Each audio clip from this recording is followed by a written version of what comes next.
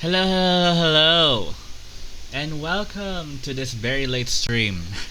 Uh, it was supposed to happen 3 hours ago. We're technically outside of our scheduled time, so it's like, so yeah, I'm pretty much like doing this semi-awake. But I was supposed to stream pretty much like on Saturday, and we are still streaming on Saturday.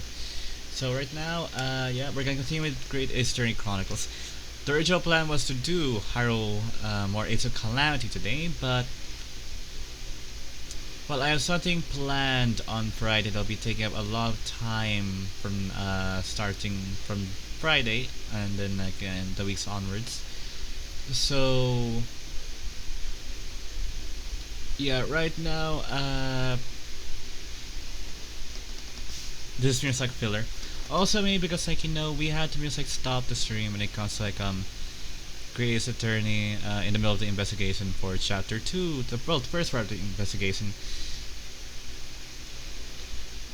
It's been fine. It's just that we didn't really stop due to like we done 2 or 3 hours of like enough already. It's mainly because like we stopped mainly because well,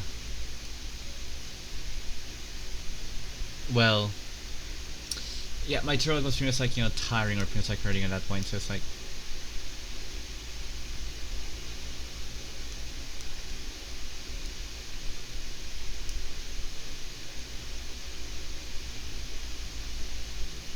so let's know. Ah yes.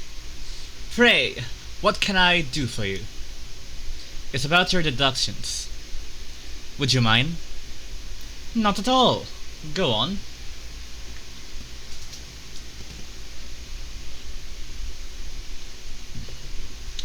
Well, to start with, there's the newspaper article.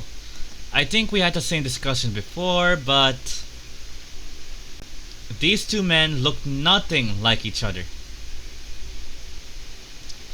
Ah, yes, I recall our discussion earlier, and at the time I believe I told you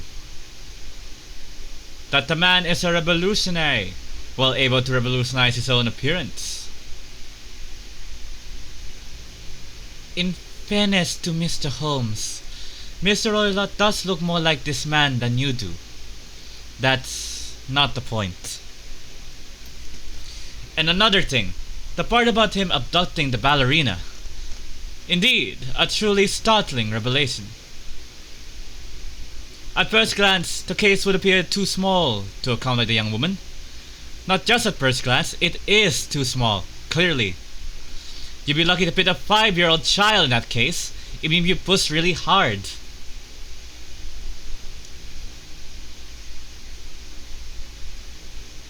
Oh, whoops. I just realized the Switch audio is muted.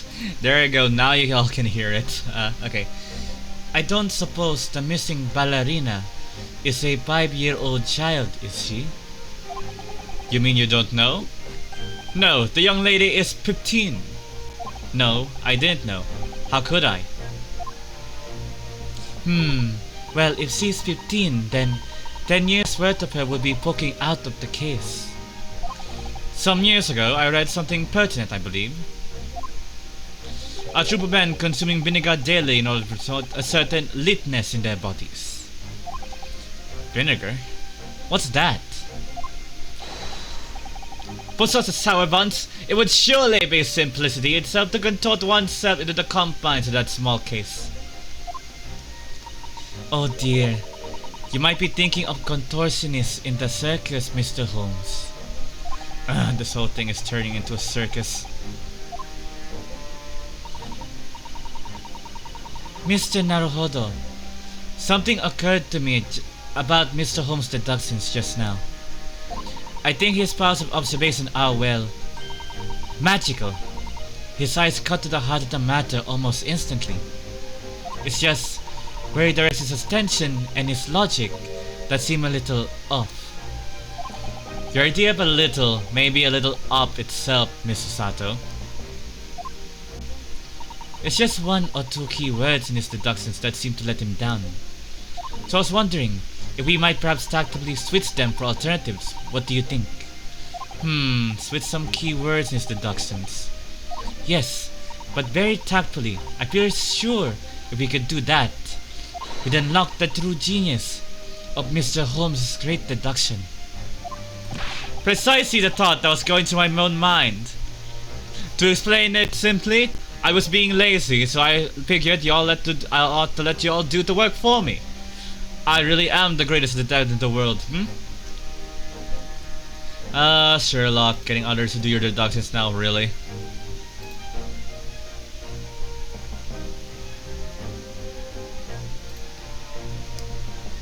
This man is a lot of work. At times, I wonder how anyone puts up with me. It's not that funny. Ah, and you, my good fellow. Sorry? Take a moment to look at your wrists. My wrists? Wait, what? Ah, but where are your handcuffs? Oh my god! I'm Harry Houdini! Huh? How did... I felt they may hinder your ability to follow me in a dance of deduction. I don't believe it. Mr. Holmes, you are a marvel. And don't worry, I shall restore the shackles to your wrists when we are finished. I'm not worried, in fact, I'd rather stay like this. So, let us begin. Sherlock Holmes is proud to present his logic and reasoning spectacular.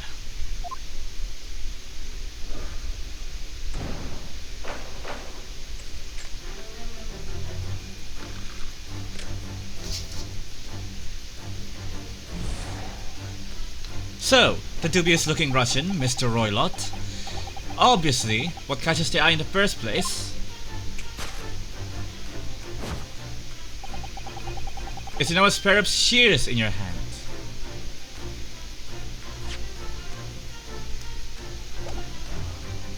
Now we ask ourselves, what could you possibly want with such an implement?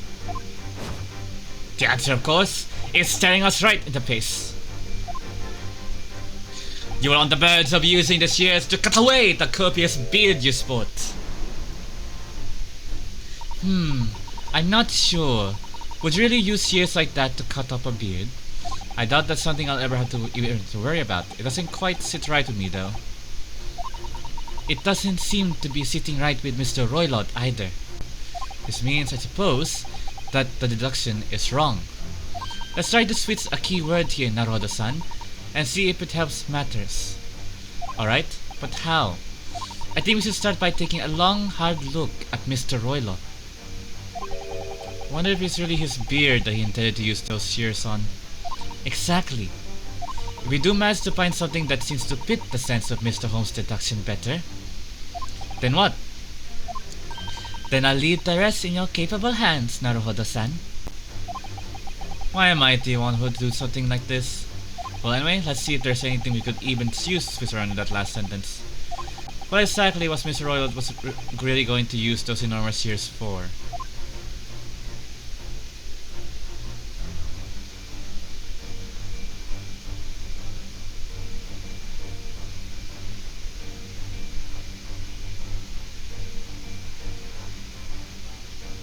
Yes! I was guessing fat, but didn't notice that. Oh, so cool. You were on the verge of using the shears to cut away the golden locks you sport. Indeed, you have identified the precise detail I was intending to expose. Such lush golden hair certainly does not befit an old man. Wait, so I was right the last time. This is a ballerina. You're not a man at all. You're a woman. And judging from the length and sheen of your hair, one still very much in her youth. Oh no. If only I had managed to cut off my hair, no one would have suspected. The question then begs is this: why would you desire to rid yourself of these magnificent locks? Once again, the answer is plain. You have clear evidence to shed light on the matter. I'm sure it needs no further clarification. The evidence that reveals your true identity is the article about the revolutionary. Well, that was a shock. I know that the old man was really a young woman in disguise. Did you? What? Why are you staring at me like that? Yes, it was a surprise. Naruhodo-san. You're enjoying this, aren't you? Sorry? You look like you're in your element as you dance around the room deducing the facts with Mr. Holmes. I think you should be a detective instead, Naruhodo-san. Clearly, Kazuma-san was wrong about you being a lawyer. I'm just doing what we agreed. I'm not having fun or anything. This is strictly business, not strictly Yes, I understand. Say no more. Well, anyway, let's focus on this next part of Mr. Holmes' deductions, shall we? The evidence that he's picked out doesn't fit the facts at all now. No, that's true. Given that Mr. Roylott is actually a woman. Exactly, he, or rather she, can't possibly be this merciless revolutionary. I suppose it's because the deduction as a whole has taken a different direction now. Yes. Let's switch the evidence for something else. Something that fits the facts as we now understand them. For some reason, this woman needed to try to hide her true identity. I feel as though I've either read or heard about a young woman in a situation like that recently. Alright, I'll do my best.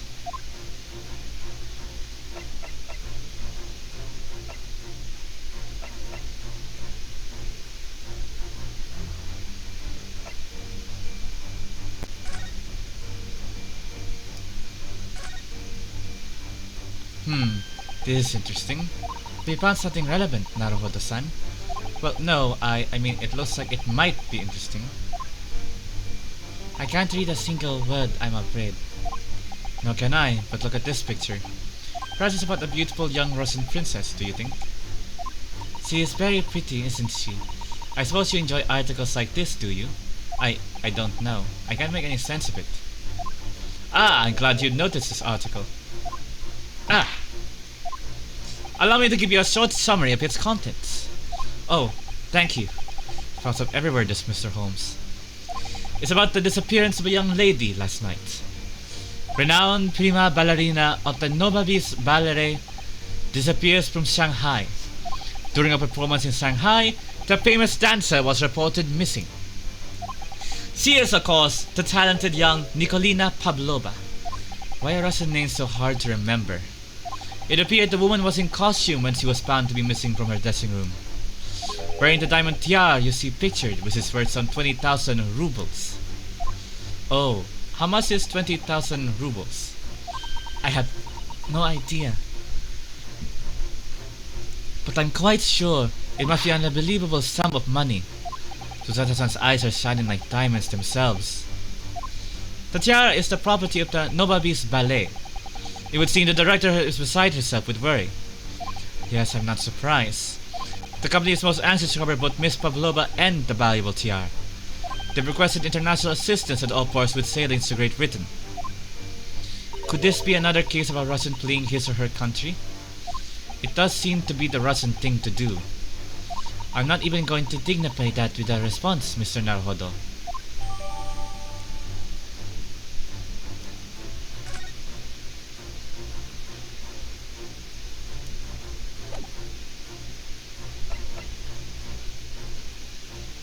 Yes!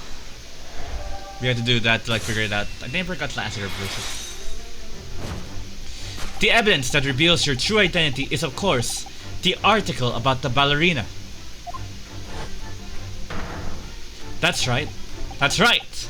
You've hit the nail on the head, Watson. My name is Naruhodo, Mr. Holmes. Renowned prima ballerina of the Nobabis Ballet disappears from Shanghai. It would appear we are finally able to address you by your true name. Yes, because your true identity is that the Nobabis Ballet's prima ballerina, Miss Nikolina Pavlova.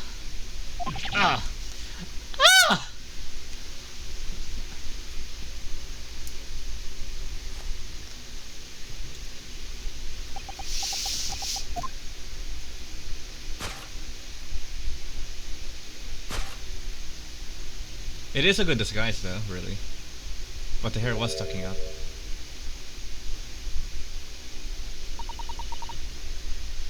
You are right. My real name is Nina. I mean, Nikolina Pavlova.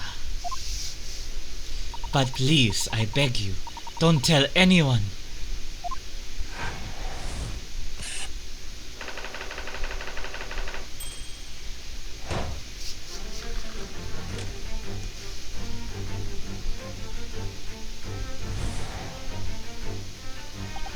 Now, as for my second conclusion, you are at this very moment on the brink of committing a most grievous crime. And the proof of this crime over there. Oh yes, Miss Pavlova. Taken unawares, people have a propensity to let their eyes stray, you see. And I assure you, the eye speaks so much more eloquently and honestly than the mouth. The answer we seek lies where the furtive glance falls. The proof of your crime sits before our very eyes. Yes, that traveling case. This woman is the ballerina, and she's right in front of our eyes. So clearly she can't be inside the traveling case as well. No, that's right. It seems she wasn't abducted at all. In which case, what is the crime this woman is apparently committing? I can see I'm going to have to step in and fix the creative type's mistake again. You seem to look pleased, Naruhodo-san. Do you like the idea of another chance to dance around Mr. Holmes? Stop it.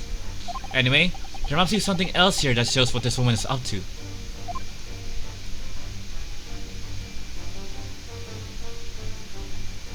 Aha!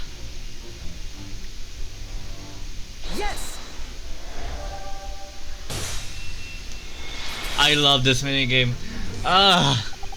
God damn! Why can't it have been like the main games have been like this, where like it's actual like deduction, investigation, or like actually like thoroughly checking the evidence. But then again, that would involve a sense of logic in the games. The proof of your crime is surely this tiara. I thought the tiara was actually under the hat, to be honest. I believe this tiara is worn on stage by dancers in the Nova Beast Ballet, is it not? Indeed, it would appear to be identical to the tiara pictured here in this newspaper article. And if the reporting is to be believed, it's an item worth 20,000 rubles. Nowadays, that would be worth probably millions of dollars. But in rubles, it'll be worth 0 because... in summary, the crime you have committed is theft. Oh no. Yes, you let your ballet troupe unlawfully taking their precious tiara with you.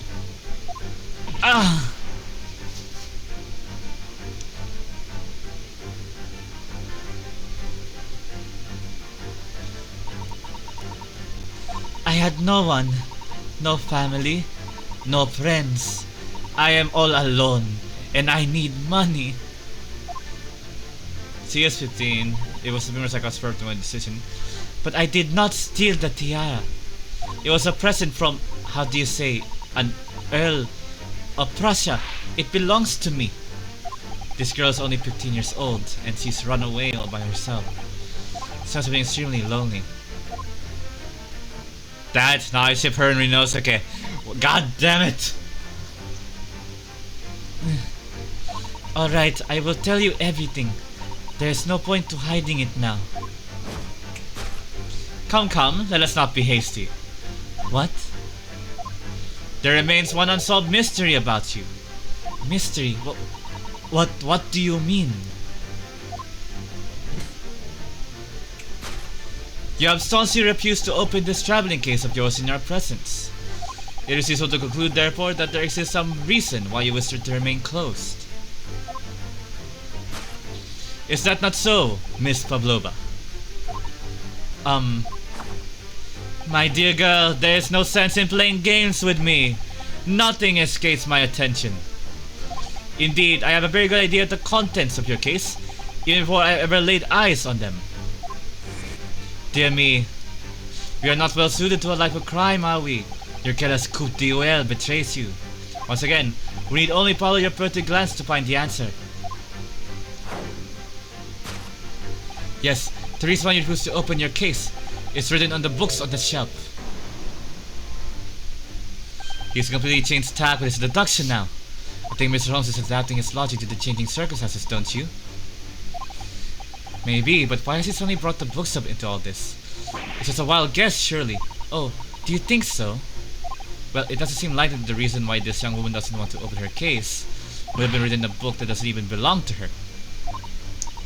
Yes, that is true. But still, Miss Pavlova certainly did cast her eyes in that direction. I noticed it myself. Then there must be another reason why she won't open her case. And it must be somewhere in the same area, if that's where her gaze was involuntarily drawn. Yeah, it's basically unlike the rules stated by the SS Burya. I agree. That is the only answer. Whatever she has hidden inside that case should be revealed by following her gaze in the direction of the bookcase. Yes! We're gonna do more of this, aren't we? Yes! The reason why you refuse to open your case is written in the rules of passage. Passengers must not keep weapons or other dangerous objects in their cabins. Pets are also strictly forbidden. Inside that case of yours is something forbidden from carriage on this vessel. That is the real reason why you refuse to open it, thus revealing its contents. Ah, the poor pet is suffocating under it.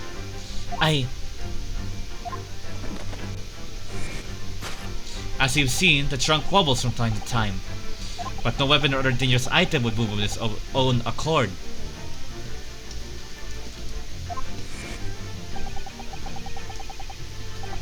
Sorry, just drinking water. Whistling is but one possibility, Miss Pavlova. Inside your traveling case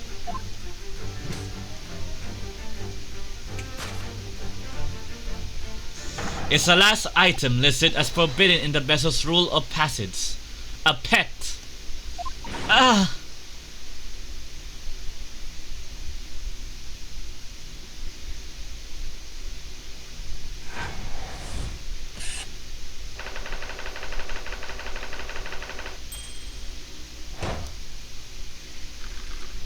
What would they have done? They probably would have gone up against the pet and feels like I put it in the brig. Or thrown it overboard. It was common. Elementary. So clearly, you aren't who you said you were. No, I am not Crispy Roylott. My real name is Nikolina Pavlova. Everything you said was correct. You absconded during one of your ballet company's performances in order to escape your homeland. Later that same night, you stole aboard this vessel. Which couldn't have been easy. The Burya is a huge steamship with a vast crew. Could you really have snuck on board without being noticed? In order to obscure your true identity, you somewhat recklessly took the guise of an old gentleman. And you intended to sever all links with your past by severing your long hair. Yet to a woman, hair is no trifling matter. My personal recommendation is to leave well alone. So, if it was just you about to cut up your own hair, who was it that let out the scream we heard from inside the cabin? That bearable tinkling of the bell? Why, not other than this young lady, naturally. But like a full set of pipes, you ask me. I was so scared when I ran away in Shanghai. I was sure they would come looking for me. That's why I decided to, how do you say, disguise myself, so no one would recognize me. As a result, you transform yourself into that questionable old man. I see. I put on the fur hat and fake beard. Then just before you came in here, I saw in the newspaper. Right on the page there was a picture of me. I was so frightened, I couldn't stop from screaming. I knew that if I didn't change my appearances completely, I would be found. So I decided to cut all my hair as fast as possible. So I pick up the scissors in my hand and... At that precise moment, we walked in through the annoyingly unlocked cabin door. Things happen like that sometimes, don't they? Things do indeed happen like that from time to time. Are those two even talking about the same thing? There's just one more thing I'd like to know. What exactly do you have inside your javelin case? You were right, it is my dear friend inside. My only friend in the whole world. Please, don't tell anyone. If the captains find out, if you say to any of the crew, your secret is safe with us, I assure you. But in return, you must tell us in as much detail as you can muster about the events of last night. Yes, alright, I will tell you. Well, Mr. Naruhodo? Was it something, Mr. Holmes' great deduction? It was certainly something, alright, yeah. I'm just not entirely sure what. But at least Miss Pavlova has agreed to tell us what she knows. That's incredible. Indeed, it is incredible. Ah, and one more thing. Oh, yes? What? Observe your wrists. Your hands are cupped again. But how? True to my word, I have restored your shackles. Grr. When and why? There is still a shadow of guilt cast over you, Mr. Naruhodo. I'm sorry to say, it can't be helped at the moment. Can't it, really? Anyway, let's listen to what Miss Pavlova has to say. I can't go on not knowing. I had to find out what the speckled band that Kazuma-sama wrote in his diary really was.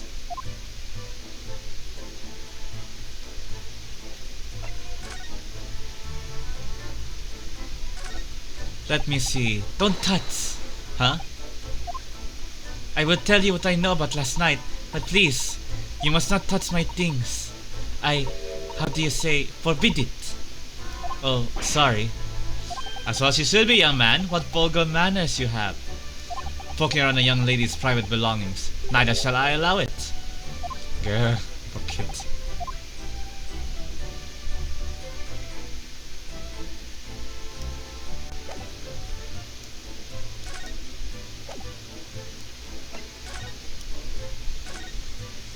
Did you know that someone was killed in the cabin next door to this one last night? One of the crewmen told me this morning when I was eating breakfast. No, that's a French accent. Gotcha. The man who died, he was a friend of mine. Oh. That's why we're trying to find out what happened. Did you notice anything unusual last night? Perhaps you heard a strange noise, for example. Perhaps people talking. Perhaps the ship was absorbed in a wild tempest. Perhaps its steam engine exploded. Perhaps everyone on board would have noticed if that had happened. Miss Pavlova, is there anything you can tell us? I don't know. I'm sorry, but all I could think about last night was what I had done and whether they would find me. I didn't notice anything that was happening around me. Oh, I see. You've run away from your ballet company, haven't you? The Nova Beast Ballet. Yes. I am traveling to Great Britain, and from there, I want to go to America. I will never dance again. I want to forget everything about the ballet. I will start a new life.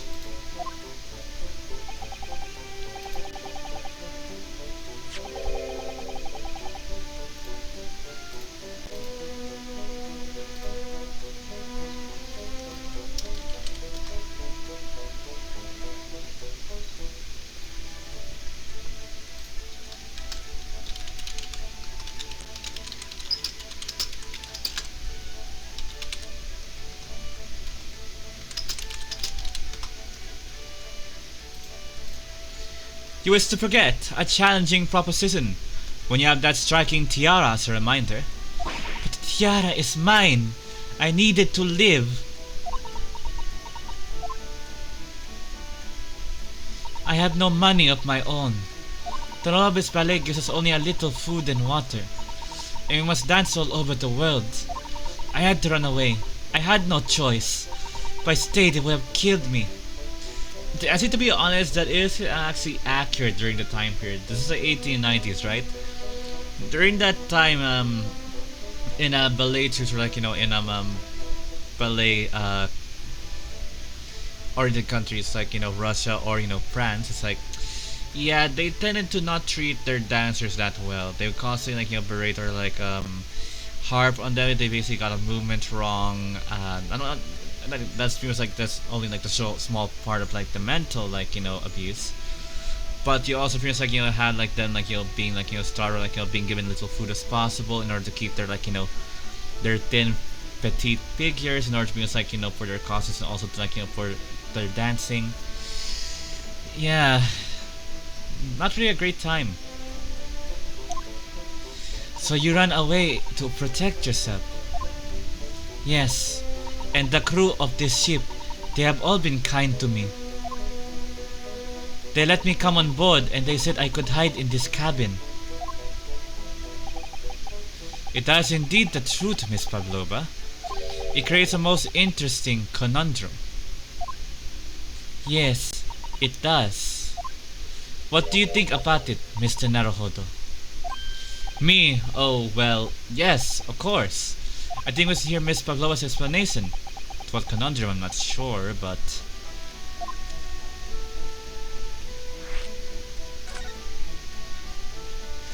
Miss Pavlova, allow me to pose you a riddle. According to this newspaper, it was only yesterday that you absconded from the ballet. Now, that being the case, it must have been last night that you boarded this vessel.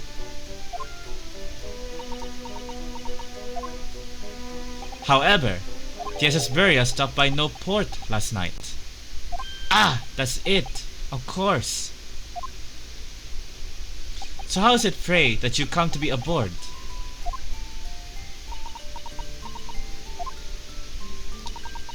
Now that I think about it, the crewmen outside the cabin acted very strangely when we mentioned that.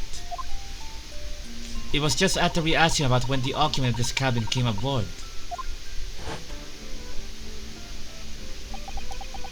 That is not your business.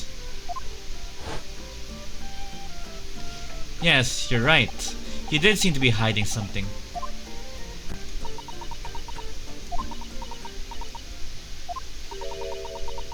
An angel descended from the heavens, bringing grace and beauty to the stage. Sorry, what was that?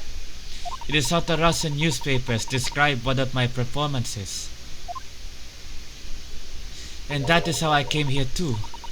I descended from the heavens, because I am an angel. Obligatory, I had to do this. Are you an angel? You know, those angels they have on like on Ialo. Oh god damn, episode 1. Considering English isn't your mother tongue, your description is very vivid. Mr. Holmes once said, I never can resist a touch of the dramatic. It seems Miss Pavlova is the same.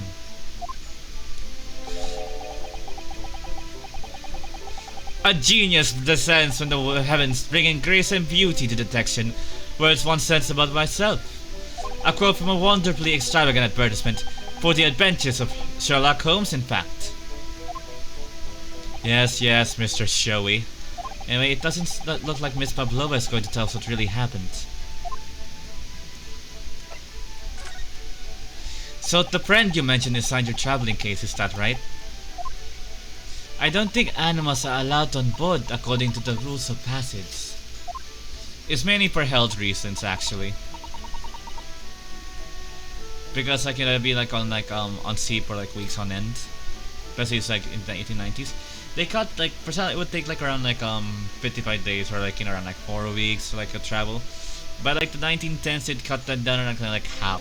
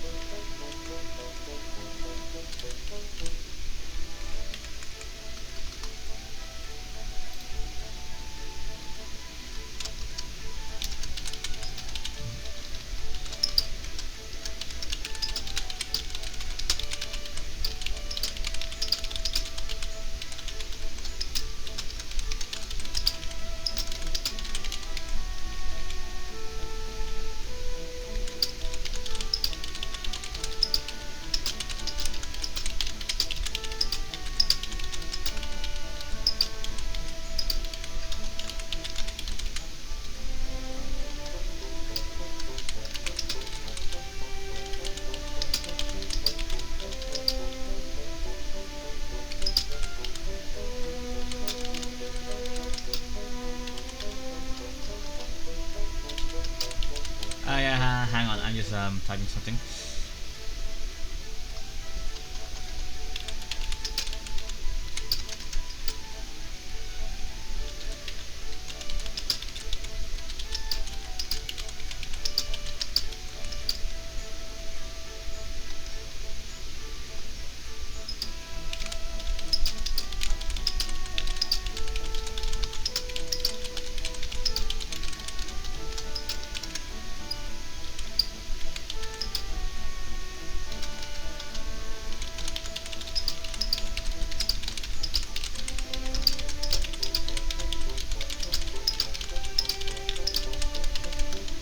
Teka.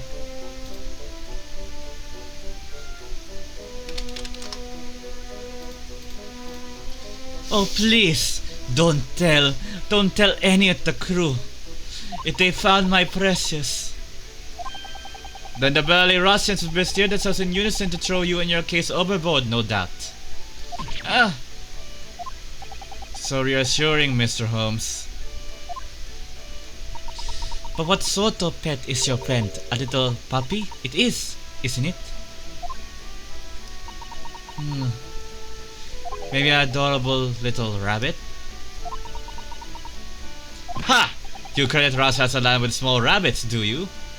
Oh, don't they have small rabbits there then? You may well ask. I have no idea. Ah. You two are miserable bunglers when it comes to understanding the nature of young ballerina's friends. Is it obvious? It must be a chicken. Really? Consider the benefits. A rousing wake-up call, daily press eggs. And when adversity strikes, it can satisfy the needs of sustenance. You can't hide a rooster, feels like, a chicken, like, crowing, feels like, in the morning, on a ship, at sea, where there's no land near it. You can't hide that. That would give it away more so. Any animal would have to give it away to just, like, barking or, like, making sounds. So you'd eat your friends. I'll remember that. Well, it would appear this friend's identity is a closely guarded secret not to be revealed. Chelsea doesn't quite trust us yet. There's something I should like to show her, I think. Maybe she might be able to shed some light on it.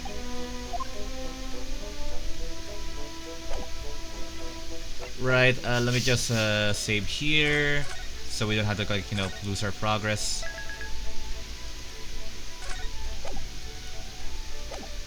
Right, so we're presenting something.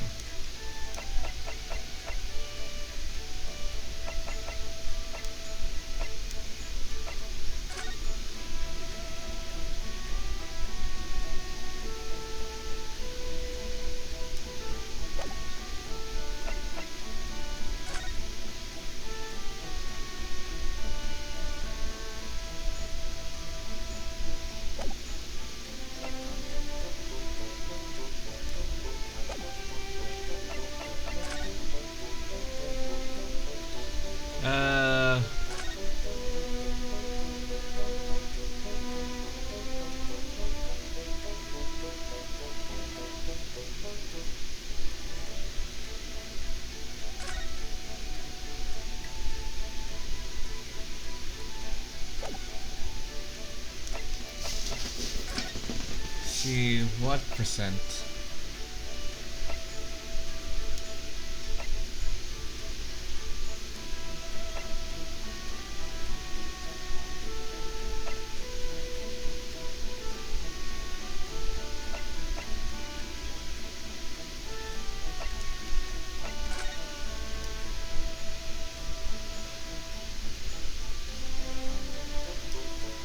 See, I don't know what it wants me to do.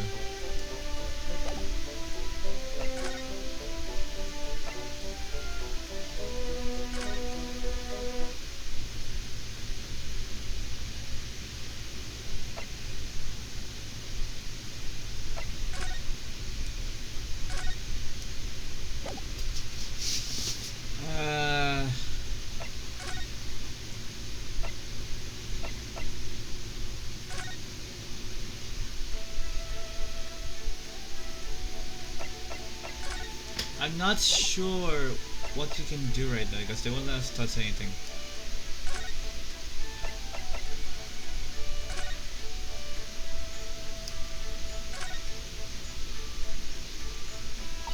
I'm afraid I can't read a word of Russian. No, me neither. I don't know what any of this says. The pair of you floundering is a sore sight. Allow me to offer some assistance. The article on the front page of this newspaper is concerned with a fearsome Russian revolutionary. It reads, Revolutionary Biden Bolshevik beats Russia via Shanghai. Yes, you told me that's that part. Because also that those who see the man's beard with their own eyes never live to tell a tale. Oh my goodness, he is fearsome. Well, presumably the newspaper autographer was alright, wasn't he? The solution is obvious, of course. If he despises his spirit to that degree, he need only save it all. I'm not quite sure that's the problem, Mr. Holmes.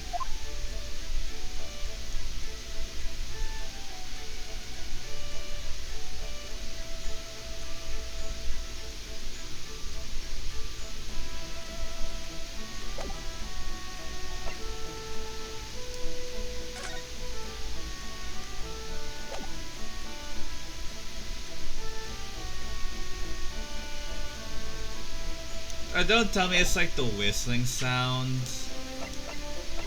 It can't be a bird, right?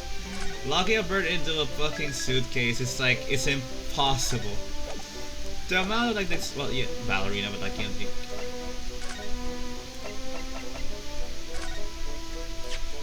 This is a diary of my friend who passed away. His diary? Yes, and he wrote it last time before he died, something a little unusual. It reads, 1:23 a.m. I can hear a faint whistling sound. And then a few minutes later, what looks like some sort of speckled band is dangling from the ventilator grill.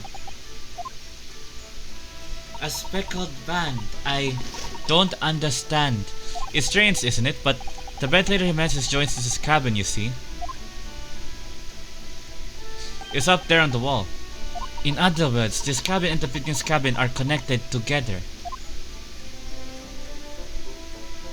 Oh, Miss Pavlova, has something occurred to you? Does the speckled band the victim mentioned mean something to you? Or the whistling sound, perhaps? No, I don't know anything. Oh.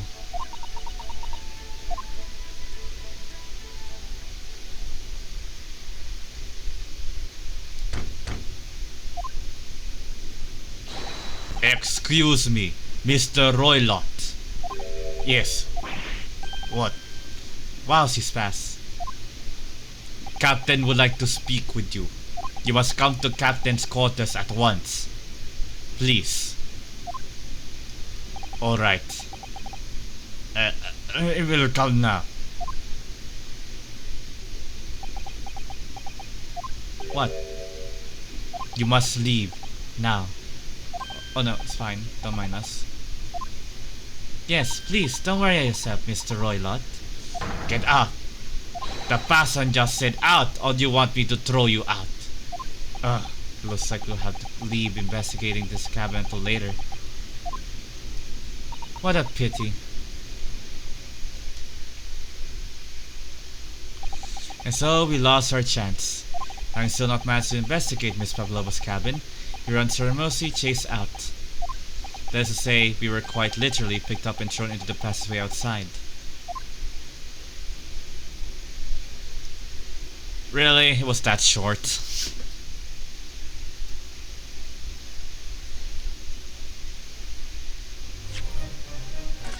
Well, I only feels like want to do this short stream feels like, you know, to finish that investigation.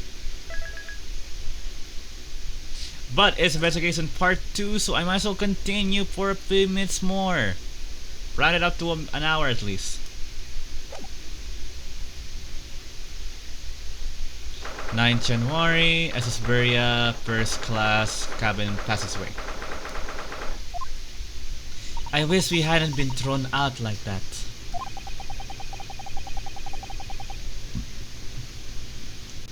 I wish we managed to find some clue as to what that speckled band might be.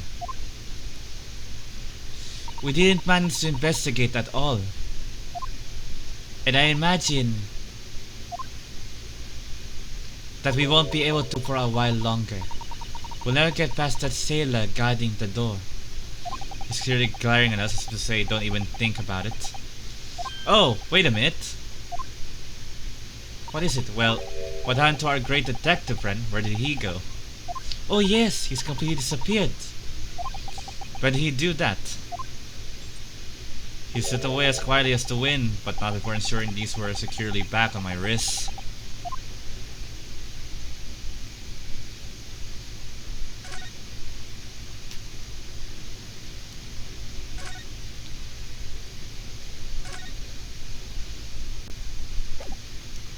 I guess we move to Cosmo's cabin.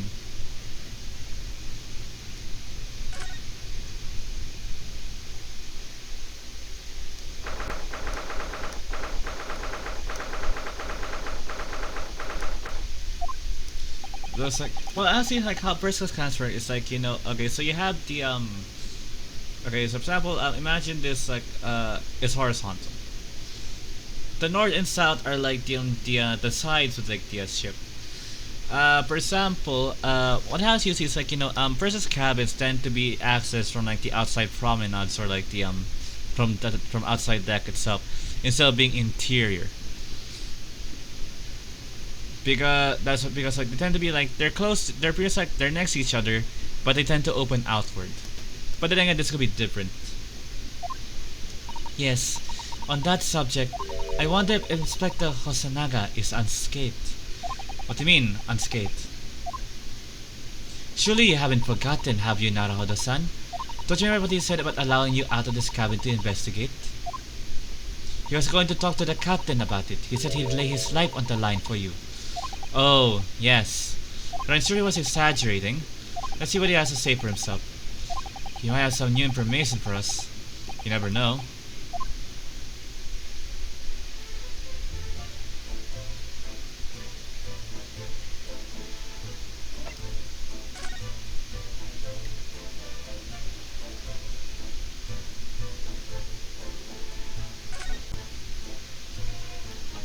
All the bus driver and passengers occupying this cabin neatly arranged on the shelf. They were all over the place when you first looked around, if you remember. Oh yes, and you tidied them up, didn't you? You had to look at that as his property. Unruly behavior in the cabin lead to damage. But it really wasn't me who knocked them over. Well anyway, I feel much better now that they're neatly lined up. I can't relax when things are untidy.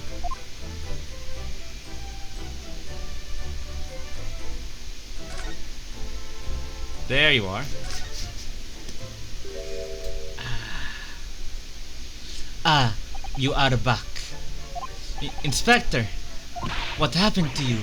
Your face is... Please, don't worry about it. They're just scratches. Made by a bear, maybe. When I told the captain I'd given you permission to investigate, he told me he'd pummel me with his fist and toss me overboard. What? But the pummeling was over in a flash, and he must have decided against throwing me overboard. So it's nothing, really. Looks like it was a joke when he said he lay his life on the line if he had to. Well, thanks to your efforts, we now know a little about the neighboring cabin. Yes, so I understand. Oh! I bumped into a man claiming to be a great detective a little while ago. I think his name was something like Herlock Sholmes. I don't think he was German though. Ah, that explains it. Shall we compare notes then? We can tell you what we found out. Yes, let's do it. What? Nikolina Pavlova? She's in the cabin next door. Oh, do you know who she is? Please, what self-respecting ballet fan wouldn't know that graceful angel? Oops, I think I upset him there. Well, that tells us the neighboring cabin is unrelated to the case at least. Oh, how? Because angels don't go around committing crimes, do they? Oops, now I definitely upset him. Inspector, has your investigation here proved useful? If I am honest, there's very little more I can do. Our duty is to make sure the scene isn't disturbed. Ready to hand over to the Hong Kong police. So I'm just keeping watch here, trying not to take my eyes off the job. Oh, I see. Ah, there is one thing. I do have a small piece of new information for you. Oh, what? Yes, do tell us, Inspector. Please.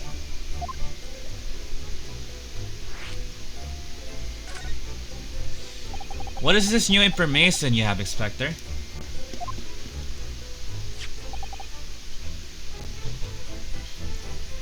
Is this?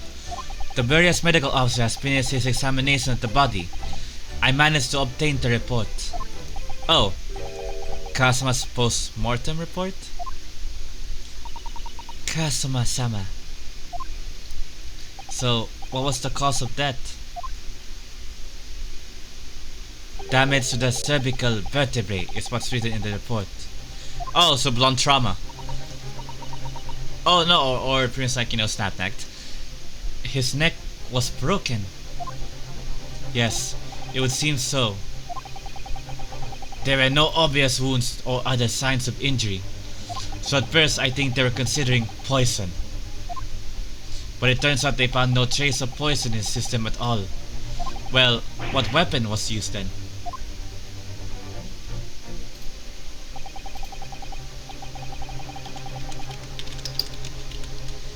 Well, if he is actually dead then I guess he can't be the ancestor to Miles Edgeworth.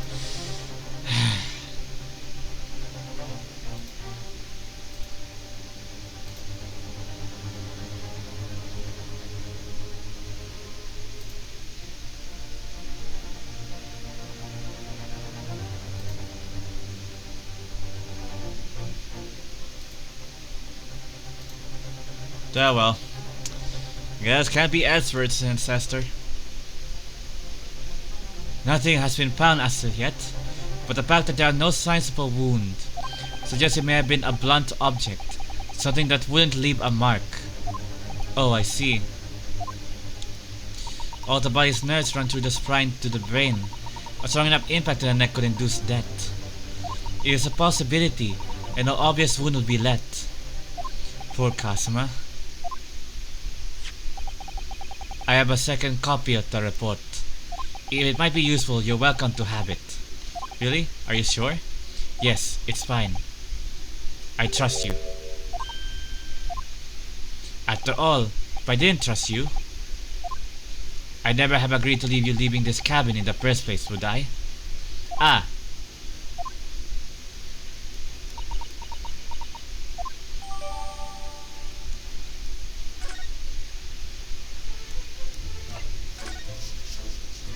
Oh, Mr. Holmes was here, was he? Yes. He seemed to be enjoying himself a little too much, as he crept about on the floor investigating. But then he suddenly left. I suppose he must have become bored. Did he say anything at all?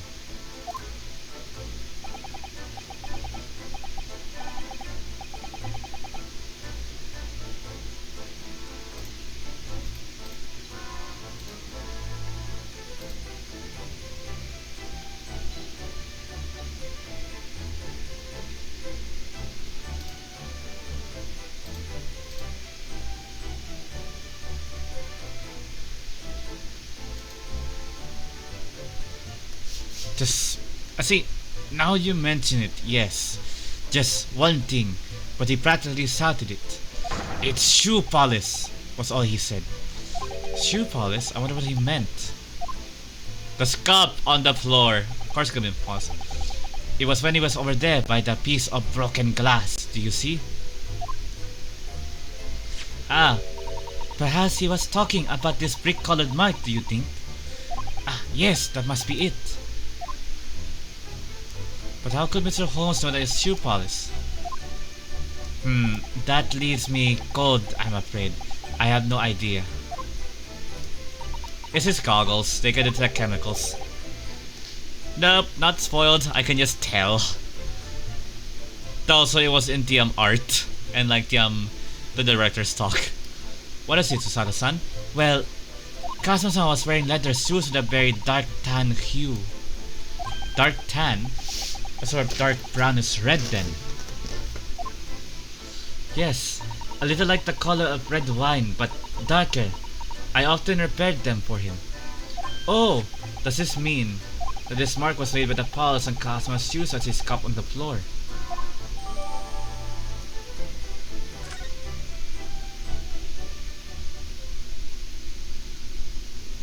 That's really all I can tell you at this stage. I should return to my post. My fellow crewmen's eyes are boring into the back of my head. Yes, that might be for the best. Thank you. Poor Inspector, you look exhausted. Oh, no. Well, I feel terrible that I failed to protect Asogi-san. He was my responsibility. Of course, my pain is nothing compared to yours. You were his friends. The truth is, I seem to have had a heavy head ever since I woke this morning. A heavy head? That's interesting.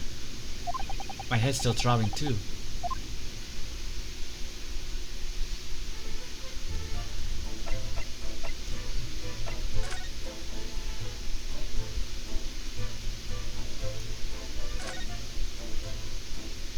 So this butler joins to Miss Pavlova's cabin. Yes, that is right. And just a few minutes before he died, Cosmo saw something emerging from it. The speckled band, as he described it. If only Miss Pavlova had been able to shed some light on it, but she seemed as baffled as we are. Yes. I wonder if she's telling us everything though. I'm not sure. I know most people aboard would say the same thing about me, but there was something about that woman that didn't sit right with me.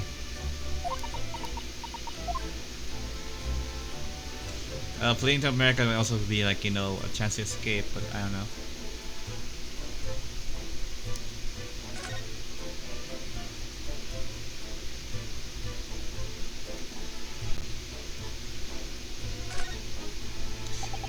You, where did you go? Oh, sorry, I just went to the next door cabin to bed. Why? Who gave you permission for this? Well, I mean, Seaman Hosonaga did. That new Japanese, was it? Later, I will roll into ball and throw him in cold room. Whew, he's gone back to guarding the door. I will set Hosonaga then to find something too much trouble on our account. He's really gone out of his way to help us, hasn't he? When we get back to Japan, we'll have to take him for a steak at La Carnival. That could be a very long time for now, Naruhodo-san.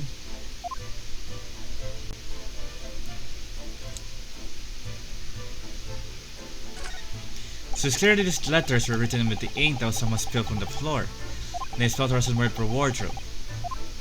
It does seem to be an ambiguous pointer to you, Naruhodo-san, as you're sleeping in there. But if it's really ambiguous, it should have just spelled out my name, don't you think? Well, either way, one fact remains. It's hard to imagine that Kasa-san would have written his last words or word in Russian. It begs the question who did write it.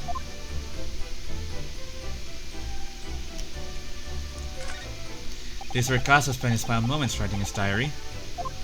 1:20 a.m. I can hear a faint whistling sound. 1:35 a.m. What looks like some sort of speckled band is dangling from the ventilator grill. Looking at his writing here on the page, it's almost impossible to believe that he's gone. Kasa-san left us a valuable clue in these words. I'm sure of it. We have to solve this mystery, Naruhodo-san. We will.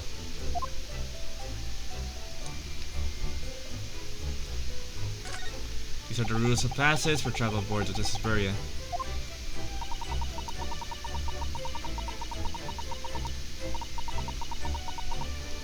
So bringing her pet on board, Mrs. Lower has broken the rule. She called it her friend, didn't she? Yes, although we don't know what form this friend takes yet. I'm almost certain that whatever it is, it's inside the traveling case in her cabin.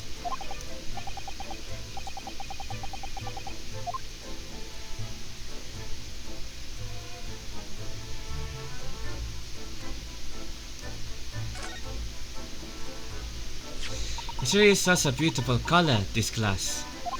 Looks like whatever it was has broken clean in two.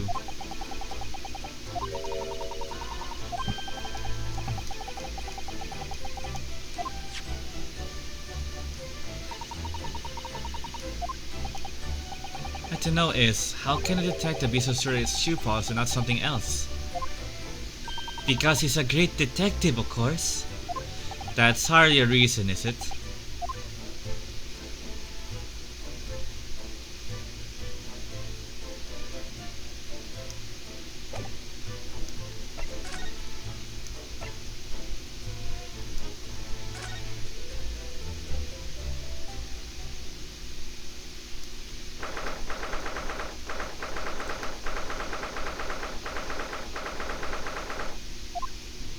Ah!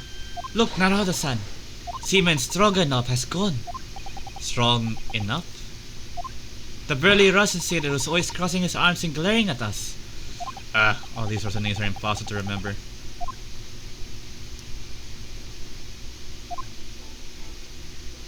Tra-la-la. Did you hear that? It sounded like someone singing. Tra-la-la-la-la-la. I did it the great detective way. This caroling, I know that lark-like voice. But right now, there's a golden opportunity for us.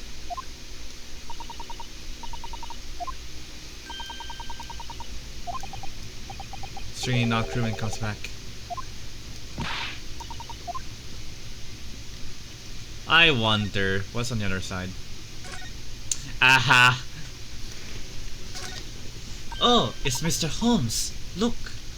Wow, you never know where he's gonna turn up next, do you? He seems to be stealing a look at something as he sings to himself.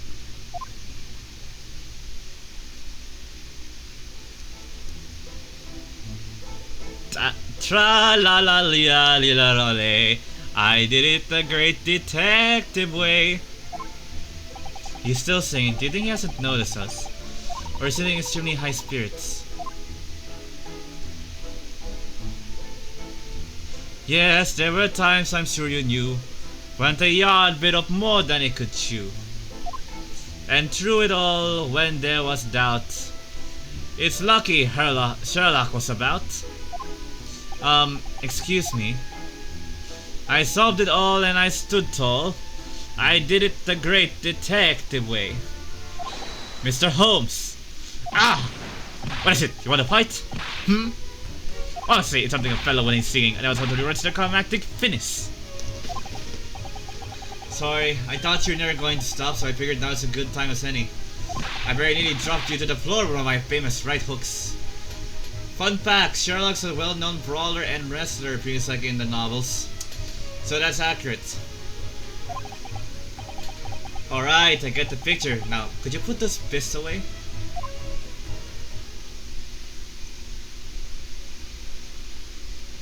Mr. Holmes, you seem to be examining something before we interrupted you. Ah, yes, that. I was immersed in study of the ship's log as penned by the stockily built crewman who's usually on guard here. Oh yes, the ship's log. And did you find out anything useful from it? Well, after 2 AM this morning, the majority of the entries are blank. Which means that there was nothing to report. Nothing of note happened, so... You truly are a student from the land of the rising sun. You've been utterly blinded by it. Sorry? Your logic, my boy, is inverted. Whatever do you mean, Mr. Holmes? Observe the other pages and also become clear. You'll see the same crewman stands sentry in the first class passageway. And he has an almost religious practice of recording nothing to report every half hour. Oh, he writes that every 30 minutes. Nothing to report. Precisely. Put simply, the seaman writes nothing to report where there is just that. And yet, the ship's log from last night is largely blank. He didn't even write nothing to report. Do you mean... Yes. There were circumstances afoot last night, which led to the seaman being absent from his post. What kind of circumstance? It was the ballerina, wasn't it? What happened? That remains a mystery for now, but we can be sure something significant took place. So significant that it caused the seaman to forget his regular habit of scribing nothing to report into the log. These are important details. I would stake my life on it. You must log the ship's log in your mental file. Now that deduction was worthy of a great detective. Ah, you're starting to understand what my way is, I see. What makes Holmes, Holmes. Brilliance. Oh, what is it? Are you hurt? Oh, don't worry yourself. I seem to be afflicted with a throbbing head this morning for some reason, nothing more.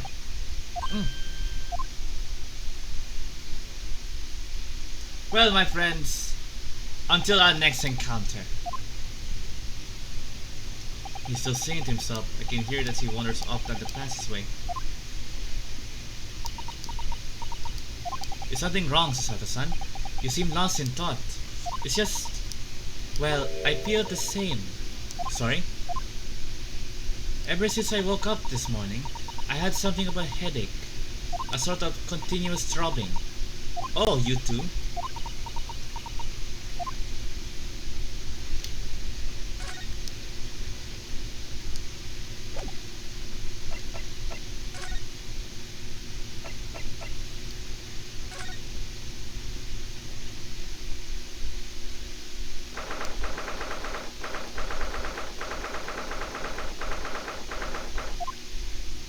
Replace a cabin search, you probably like end it there. Mr. Blow isn't back yet. Susato-san. Oh, where's he gone? Hey, what are you doing? Those are her private things. There's not a moment to waste, Naruhodo-san. We must investigate as quickly as we can. I suppose you're right, for Kazuma-san's sake.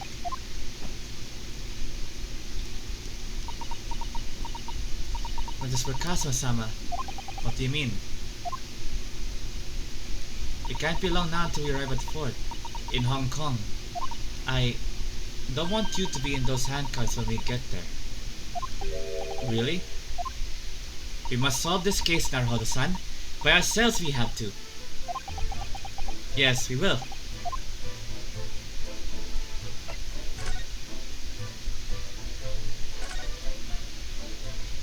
So this ventilator connects to Kazuma's cabin next door. Yes, although what the fool a shipbuilder must be to open a ventilator into another room. Maybe it's so that if there's a gas leak next door, the occupants can't would notice and raise the alarm. Or, the occupants of both cabins would die of gas poisoning. That is a possibility. Anyways, last night Kazuo wrote that he saw a speckled bang coming out this ventilator.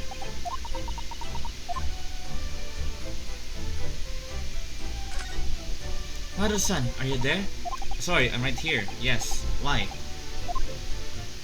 Oh, good. I thought you might have climbed into the wardrobe when I wasn't looking. There's no place like home. Believe me, I don't have some strange compulsion to jump inside every water that I see, you know. Well, anyway, I'm not sure anyone could fit inside this. It's full of beautiful outfits. I suppose they're all stage costumes. No, I'm sort of hoping I might find Prince Lobo's friend hiding in there, but no such luck.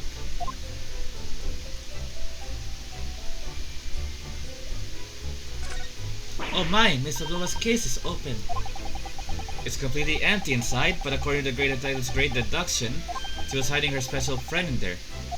Yes, a friend that she had to keep secret. Because she's not allowed to bring animals aboard the SS Burya. Oh my god, I'm starting low, blah blah blah blah. I wonder what kind of animals she had in there. More to the point, where is it now?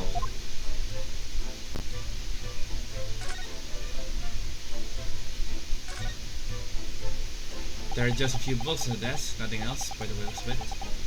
Well, Mr. Global ran away from the ballet last night. She's hardly occupied this cabin for any time at all. That's true. I wonder what kind of books she likes to read. Oh, let me see. Yes, I see. It would seem that Mr. Global enjoys reading in Russian. Books written in Russian. Thanks, I think I probably already knew that. It's rude to ask too much of people, Naruhodo-san. Kindly remember that.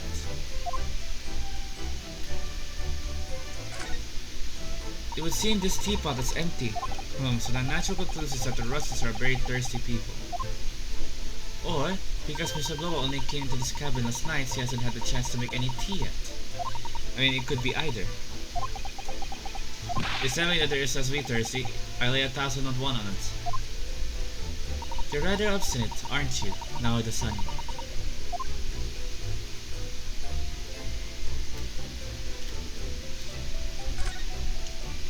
I wonder what this little saucer is doing on the floor. Yes, doesn't look like it's been dropped, but like it was put there deliberately. Ah, do you think there could be a leak in the roof into the... What? A leak? Is the ship quite safe? I'm sure even if there's a little leak on the roof, it doesn't mean the whole ship is going to sink. It'll be the reverse, really. If the water is not coming from the ceiling, but from the floor, that's when you worry. No, you're right. Of course, you're right.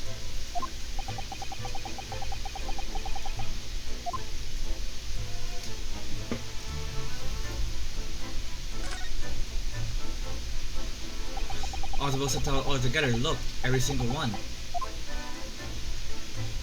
Do you think that's a god of the sea, perhaps? He's toppled too, though. It's like the same as the bookcase next door, the Cosmos cabin. Perhaps Mr. Blow was practicing a difficult ballet pose and fell against the bookcase. I don't know. Was he really practicing ballet on the same nights he ran away from the ballet company? Alright then. It must have been you. You lost your temper and knocked them all over in a pit of brains. Not everything bad that happens to the ship is because of me, you know. But anyway, I'll set them all straight again in here too. I don't like seeing things in disarray.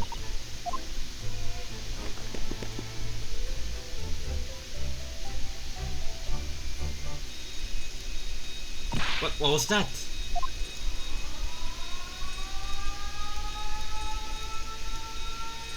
Well, that's an air raid siren. Shut down the engines immediately. Vessel sighted a quarter-mile forward. Full stop. Hard to starboard. All hands brace for impact. Oh, we're really doing a Titanic, aren't we? What the? I think we're about to crash into another ship. What? I can't stand. Satan, hold on to me. Ah. Sora-san, are you alright? Are you injured at all? I think I'm fine. Thank you, Naruto-san.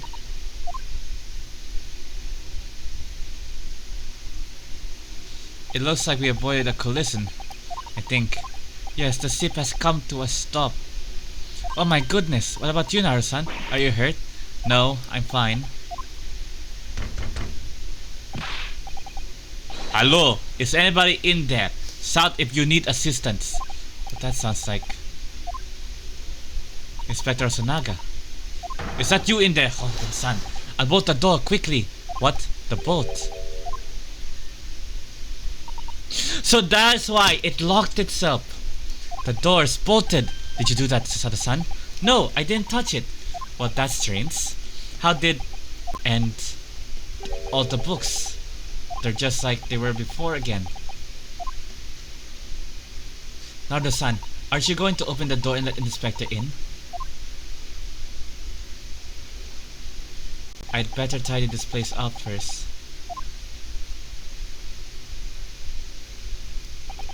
We should stop and solve one mystery at least, in a very vivid way. But I knew that what awaited us on the other side of the cabin door would not be pleasant. I hurried around tidying up the cabin with a new sense of foreboding in my heart.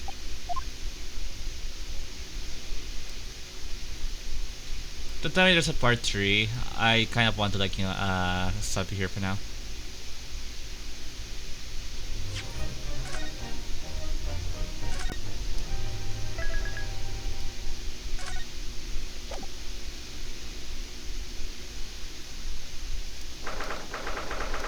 This is Burya, Miss Pavlova's cabin. Wait. Somehow the door to the cabin will end up being bolted after we made an emergency stop. Yeah, part 3. So we'll end it here probably. Susana-san took a deep breath, then gently slid back the bolt.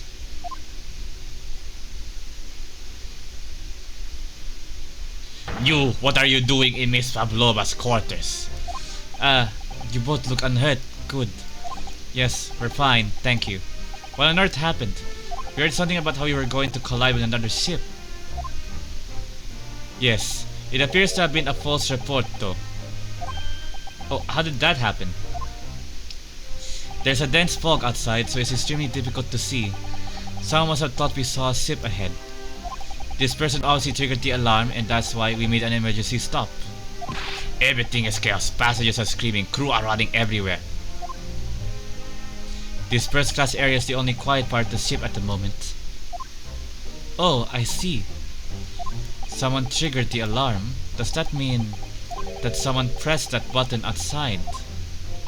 Ah, you wicked intruder. Dressed all in black, you are the devil. Sorry, me. I've been called a lot of things before, but the devil is a curse. You opened my traveling case. How could you? What? No, we didn't touch it. That's right, Miss Pavlova. It was already open when we came into your cabin. Inspector. Yes? Arrest this man. I know he did it. He's a criminal. It's not that he has killed a man. Da! Yes.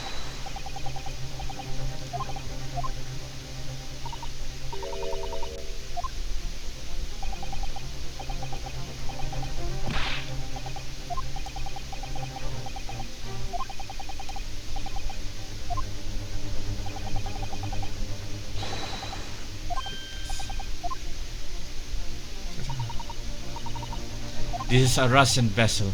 I really have no jurisdiction here. After my last effort to appeal to the captain's good nature, I think I'm out of options. This is terrible. This is a real crisis. I got to find a solution. Immediately.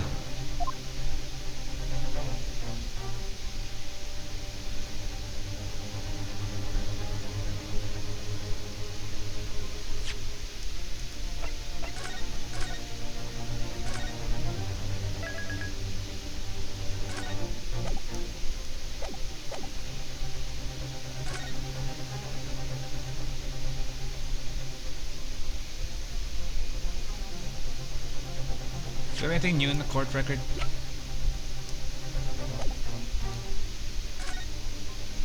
Please, just give me a little more time. I do nothing for you except show you the way to Princess Scale. So I didn't kill anyone. And trespassing and stowing away? Well, you know, sometimes life can lead you down some unusual avenues and well... Enough! You are guilty! Ship's cell is only a place fit for you. Come on, there has to be someone.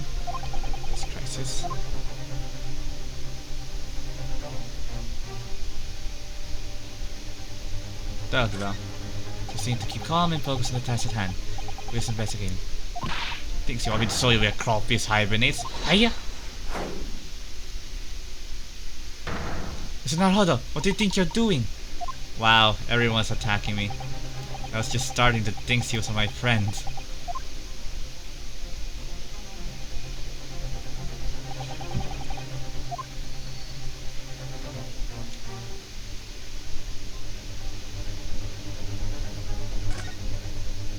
Oh, of course you're there. What the? What are you doing up there? Mr. Holmes. Naturally, I was analyzing what the weight of 20,000 rubles feels like on one's head. Have I not told you that as a detective, it is my business to know what other people do not? This isn't mere tomfoolery, my boy. Oh, no. Well, why were you hanging from that hook before then? Is it obvious? To properly assess the weight of the 20,000 rubles, naturally.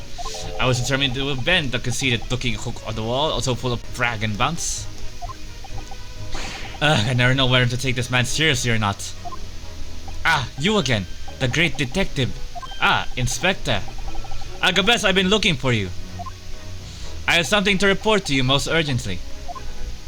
Well, you might try looking for me somewhere other than the hook on the wall next time. What is the report? Speak. An urgent report from the great detective can mean but one thing.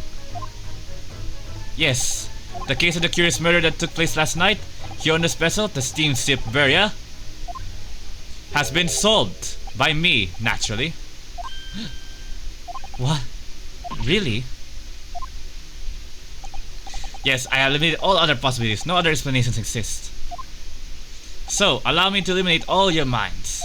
For I am about to reveal my great detective's greatly admired great introduction to the case.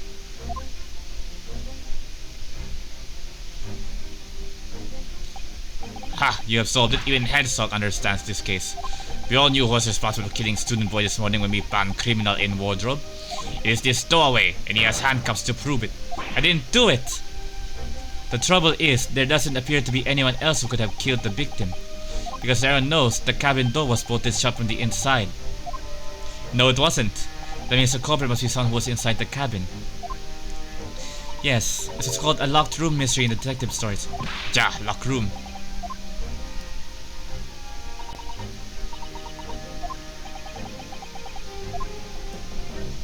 There's no way the bolt could have been drawn across from outside the cabin. You're all quite mistaken. The cabin next door is not a so-called locked room at all. What? Oh yes, there is another entrance. An entrance used last night by the culprit in order to gain access to the cabin despite the bolted door. What other entrance? We never discovered one. Why, it gazes open mouth at you even as you speak. The ventilator man. The ventilator? Ah, ah, ah, ah. You think this is funny? I can't even put my arm through that hole. That's because your arm is as thick as a tree trunks. You're suggesting that the culprit entered and left the victim's cabin through that tiny opening. Is that possible? Ah, but it is. And last night, the victim even witnessed the intruder in the act of passing through the ventilator. Mr. Holmes, do you mean... Are you referring to the words Cosmo somehow wrote in his diary? I can hear a faint whistling sound. 1:35 AM, what looks like some sort of speckled band is dangling from the ventilator grill. Precisely, my dear madam. But what does it mean? What is this speckled band? The answer to that particular conundrum is this very kind. Oh, it's the tiara. This is this very cabin. Mr. Holmes, what are you doing? There is a distinct element of danger, but fear not, I am ready. What I'm about to expose for you all to see will shock you to your course. Behold! What the?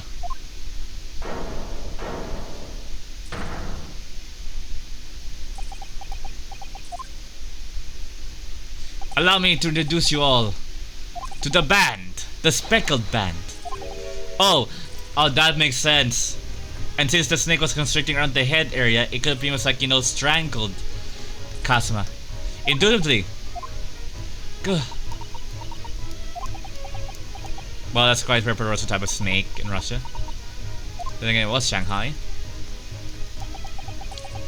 Mr. Holmes, just one thing. Pray, what troubles you? Well, that snake isn't really speckled, is it? It looks more stripy, wouldn't you say? Huh? Yes, you're right. I think in this case you have to call it the striped band, wouldn't you?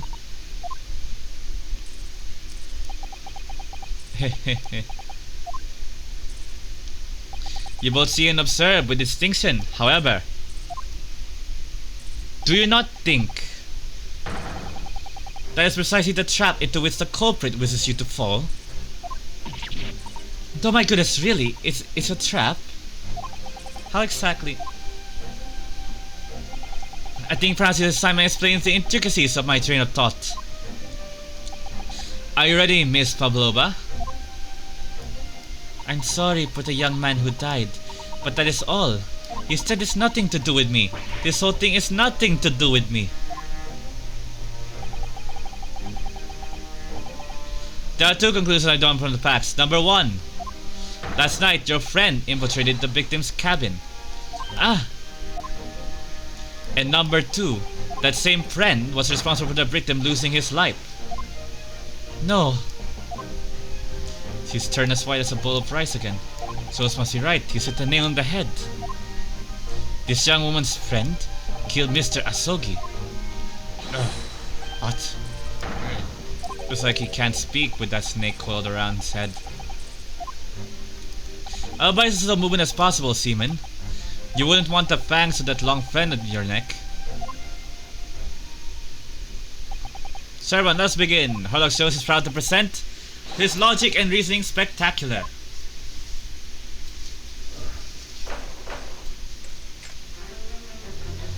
We're gonna do this again, aren't we? Intruder's identity. Miss Pavlova, moments ago you claimed the following. His death is nothing to do with me. His whole thing is nothing to do with me. Yet you cannot deceive yourself. Yes, when you recall those horrid events, your aching heart smiles with pain.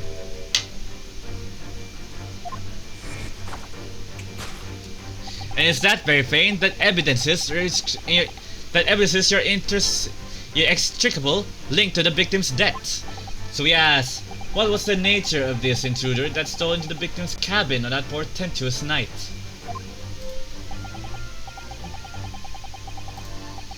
Why, naturally, it was the friend with which you were boated this vessel, was it not? Ah, as I suspected, another telltale glance. Without doubt, your friend is the writhing serpent we see before us. And yet, that fact leaves us in a quandary. The victim's written observations on the night in question tell of a speckled band, whereas regrettably, this peasant's marking do not fit that description in any way. What explanation can we then give, pray? That was then what was inside the spell upon the victim's eyes last night? No, don't look at me. This has nothing to do with any of this. Oh, but it does. You have the answer to this quandary even now, even hidden behind your back. Yes, that which you're trying but failing to conceal cannot be the snake's sloth skin. Evidently, after the sudden and horrible crime, this most deadly friend of yours shed its original skin, no? I don't know what you're talking about. Last night, through the ventilator visible in this cabin, your then speckled friend slithered next door. Using the bell cord on the other side of the bridge, the serpent silently descended into the victim's quarters. In the dim light, it appeared to the young gentleman who was about to lose his life as a speckled band. In summary, the nature of this friend of yours, which last night infiltrated the scene of the crime, is a rare breed of snake whose markings change each time it slows its skin. A snake so dreadful we can only imagine it will be found in the deepest depths of India.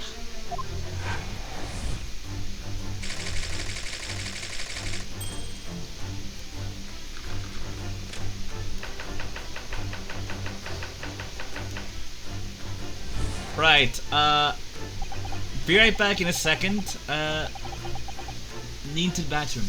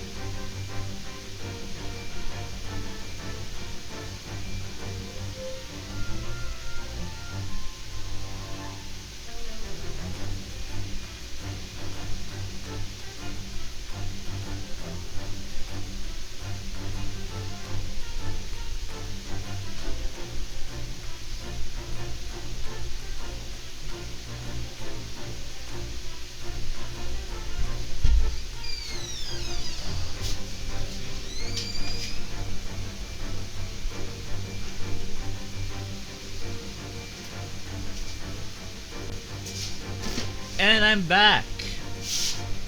Alright, hang on. Moving on, we come to the heart of the matter, the grim demise of the victim.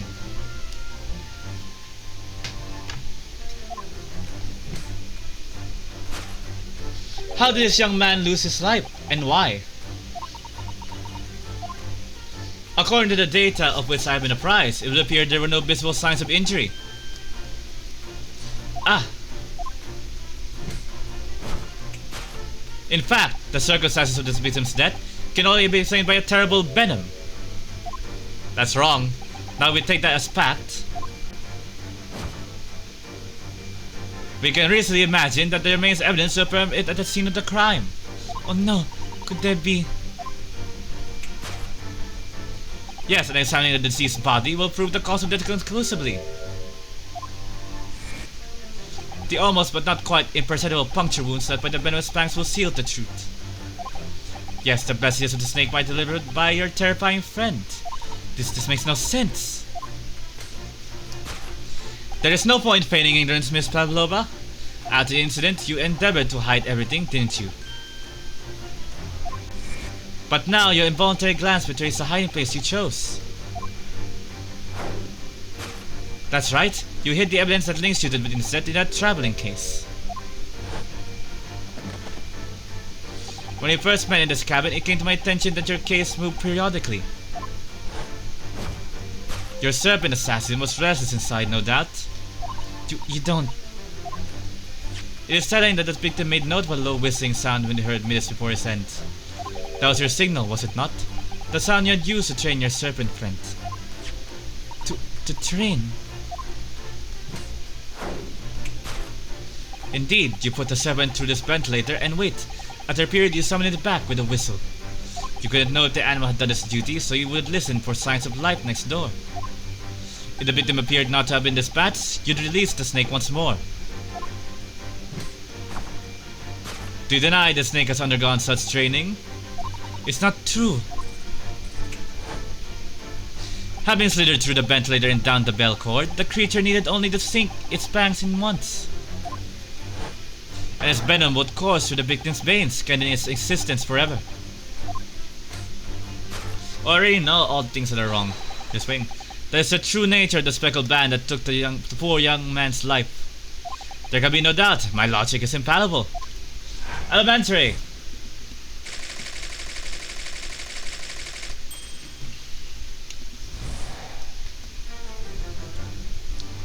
Thus concludes Sherlock Holmes' great deduction of the speckled band.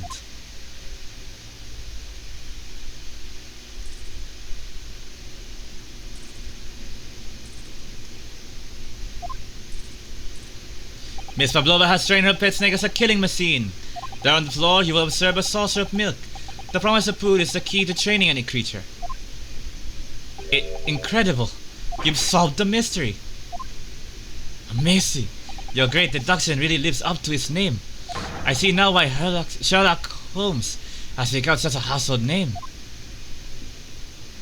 My dear man, it was nothing remarkable. As the Russians say, I could have done it with one left hand.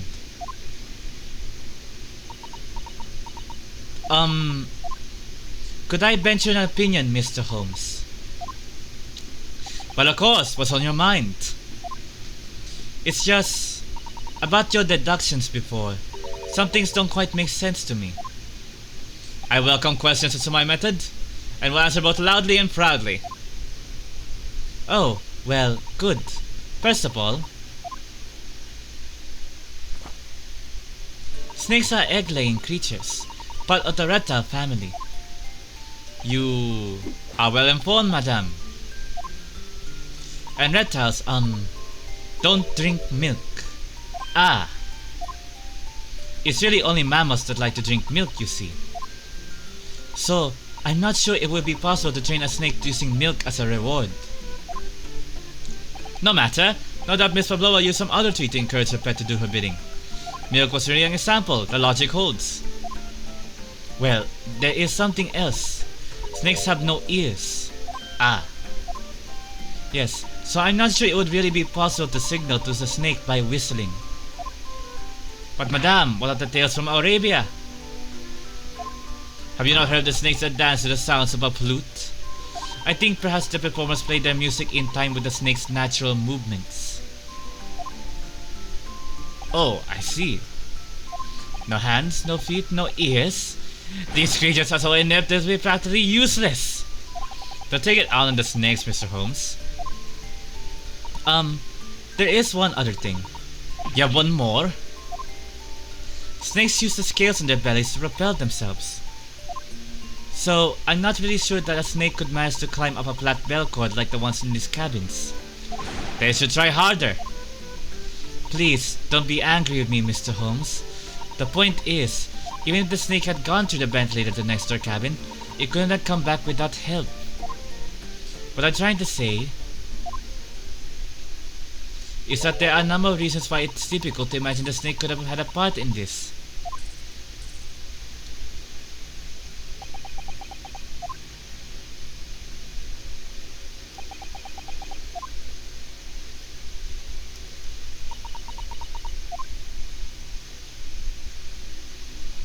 I think we need to step in and help again, Mr. Naruhodo. Oh no, you don't mean... Yes, we need to modify Mr. Holmes' latest deductions and turn them into the great ones they ought to be. I had a feeling that was coming. Alright, let's give it a try. Just what I was waiting for, Mr. Naruhodo. Yes, right. That's the name of my future descendant. Right. So cast your eyes down to your wrists again. What? You've done it again. Your handcuffs are gone. Where did they go? Fear not, I shall see them restored after our work is done. I really wish you'd leave them off. Now, everyone, let us begin. Sherlock Holmes is proud to present his logic and reasoning spectacular.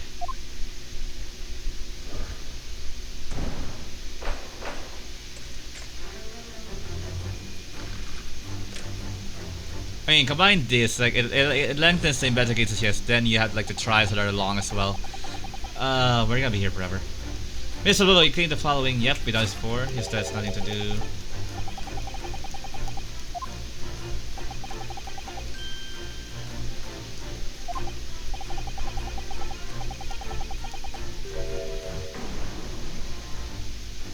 She does have a pain expression on her face. Yes, that's true. So Kazuma-san's death is weighing heavily on her mind. But you're not sure Mr. Holmes has read her quite correctly, is that it? Could there be some way to interpret her expression then? Let's take a moment and really look very closely at Miss Pavlova.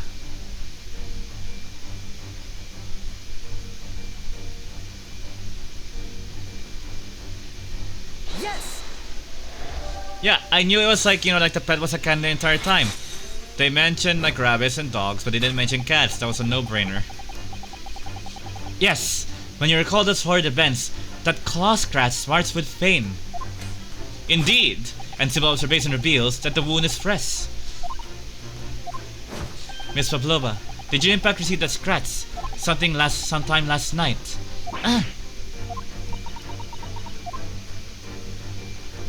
When I think about the young man who had died next door, I feel so sad.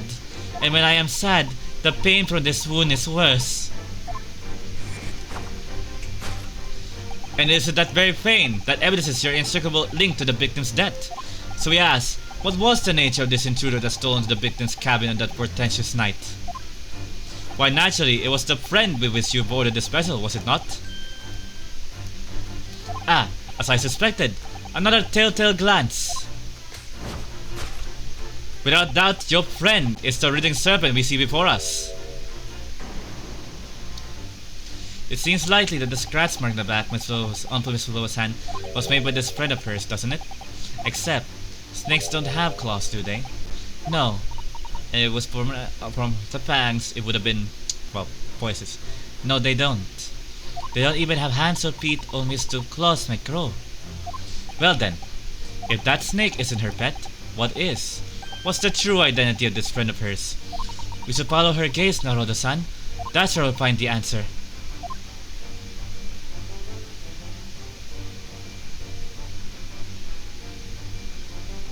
Yes! You were looking over at this framed photographic print, weren't you, Miss Pavlova? But let's not be distracted by the print itself. Oh no. It's the frame that is your print, is it? That deduction was wanting in every way. Yes, I was wanting you to hear it. I'm quite proud of it. I find myself wanting never to have heard it. I'm quite pained by it, in fact. Oh, sorry. I'll try again. But it does show it.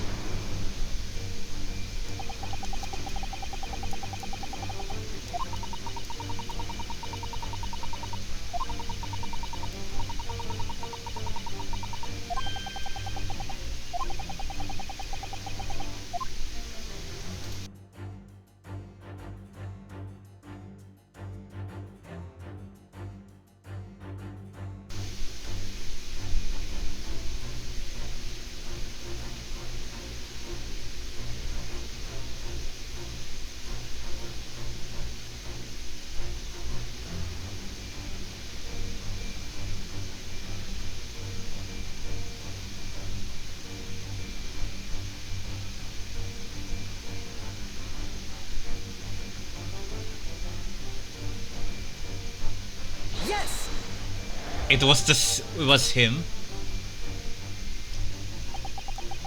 Forget how you're wrong on board in your case, or how you could fit through the ventilator. A trooper always finds a way for you.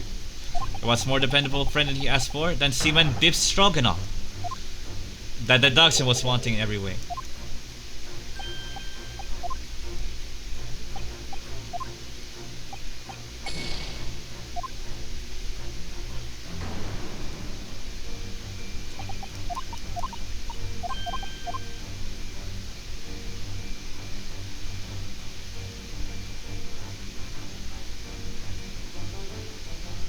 Don't tell me it's in the teapot.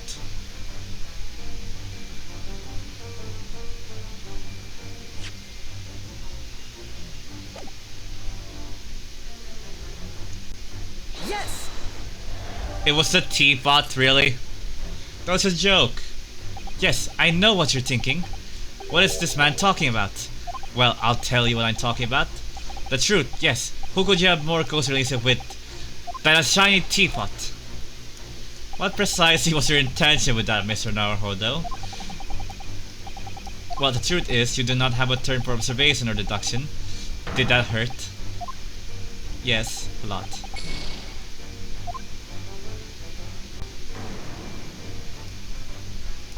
What is it? I clicked on anything that I really clicked.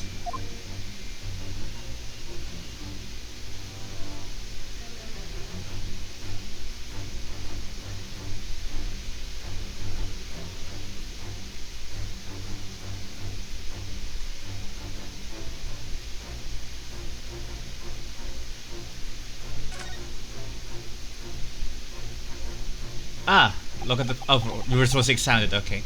Ah, look at the photograph in this frame. This was something Miss Pavlova brought with her when she ran away. She is essentially beautiful, isn't she? Yes, that's true. But personally, it's the little black creature she's holding that's caught my eye. Maybe we'd better take a closer look at this. Yes!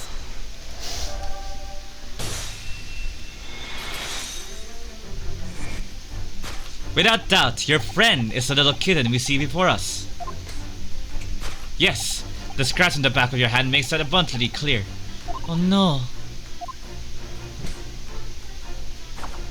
The whereabouts of this black kitten isn't clear, but what is clear is that you brought the animal with you when you ran away, didn't you? Ah. Darka is my best friend. I couldn't leave her behind. Darka would appear to be a Russian blue. And yet, that fact leaves us in a quandary. The victim's written observations on the night in question tell a speckled band.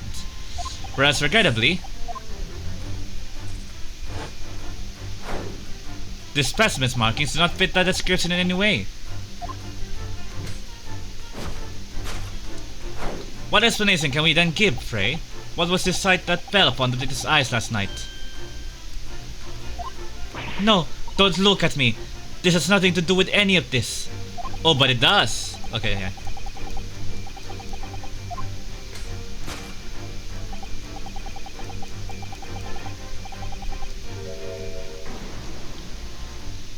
Did you see that? She just took something out of her pocket and hid it behind her back. If she just left it in her pocket, no one would ever have known. Oh yes, ploys like that are Miss Holmes' specialty. It's ever so cleverly forced her to reveal something. I thought the duck's was his specialty, or maybe making me believe that was a ploy too. Anyway, I find it hard to believe that's the skin of a snake. In this case, just what is Miss Pavlova hiding behind her back?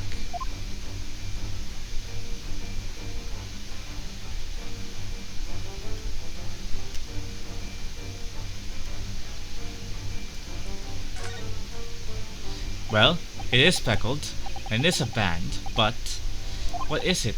It seems to be soft and fluffy, a long piece of cloth of some sort, and that looks like a hand at one end. I think maybe a cat's toy. It's some sort. This sort of is common in the West apparently. A set toy for cats. Cats like to chase the band around and paw at it. Kittens in particular love that sort of play. You only need to wave it in front of them and they pounce to catch it. That sounds positively adorable.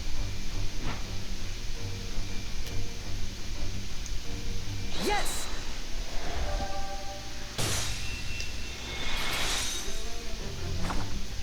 Yes, the thing you're trying but failing to conceal is a cat's toy. Precisely. And the true nature of the now infamous speckled band. It was a toy. It was this toy that you jangled through the ventilator. And you waved it around, I presume. Naturally, the victim could not fail to notice it. But why? For what reason? My dear boy, there can only be one answer to that.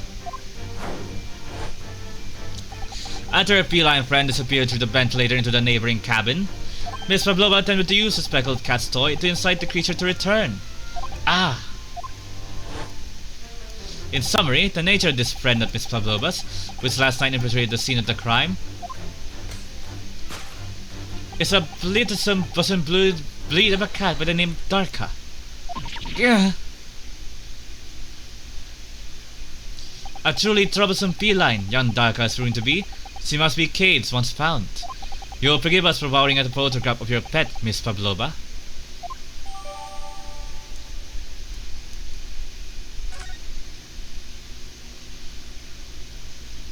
It was after I gave her food last night. That's when it happened. She scratched the back of my hand and then ran up the bell cord. Before I could do anything, she had disappeared to the ventilator. Darka, she is so naughty.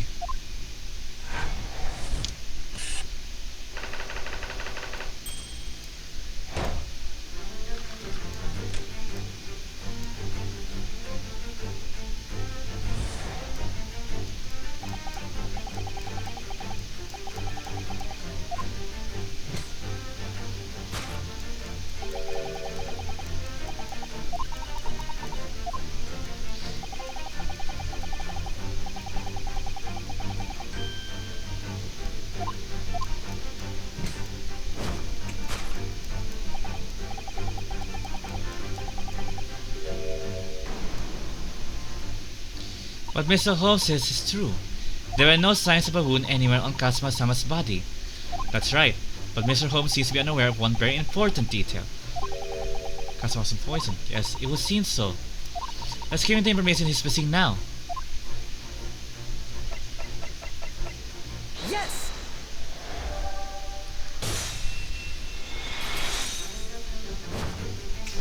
In fact, the circumstances of the victim's death can only be explained by the post-mortem report. Ah yes, I knew it was one or the other. His neck was... Indeed, the breaking of the cervical vertebrae is fatal. Or that Goliath would be strong enough to survive that. Seaman Stroganoff isn't some immortal freak, you know. The jury is out. Anyway, we have on good authority that the victim's neck was broken. Now we take that as fact. We can reasonably imagine there remains evidence to affirm it at the scene of the crime. Oh no, could there be? Yes, an examination of the deceased body will prove the cause of death conclusively. Kazuma died because his neck was broken. In other words, he was probably struck by something. Or someone. Yes, it's a distinct possibility. As of yet, no weapon has been found though. This would be darker than Sonic Creeper going Constantino played a blow. I suppose it's possible that he had a fall and hit the ground awkwardly. It could have been a terrible act of misfortune that he broke his neck completely by accident. Oh yes, a bad fall could explain it. It's rather hard to believe Kazuma-sama though. He wasn't a clumsy man. Well, we need to fix this deduction somehow. Is there anything with the scene that could explain what happened?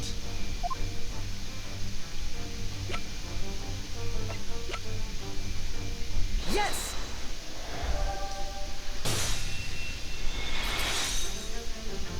Yes! An examination of the mark on the floor will prove the cause of death conclusively. This particular mark, so prominently visible next to the victim's body, is a deposit of shoe polish. Shoe polish? Indeed, positively identified by a little analysis device I had constructed, which I carry now as a matter of course. Beeswax, tallow, and dye were my results, the undeniable ingredients of shoe polish. And the color of the polish is a perfect match to the color of Mr. Asogi's lace leather shoes. Looking at this mark, It's not hard to imagine what happened. For some reason, Mr. Sogi must have caught his foot at that point at the floor and tripped. Please, no. And, by a dreadful turn of misfortune, caught his neck against an immovable object as he fell to the floor. Suffering a fatal blow to the spine, the victim's vertebrae shattered, and in that instant, he lost his life. No! I don't know. I don't know anything about this. Is that really true, Miss Pavlova?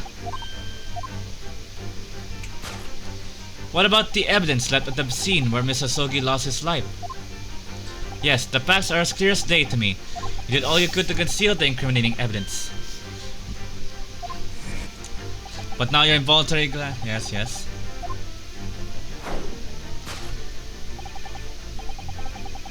Traveling case. I don't believe it. Kasa-sama merely tripped over and now he's Momoa? It can't be true. I refuse to accept it. I know it's hard to believe, but the mark on the floor does seem to suggest that's what happened.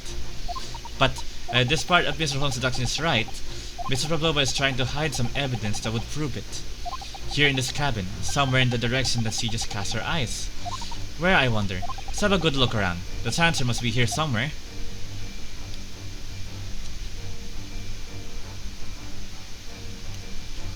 It's a ban again, isn't it? Yes!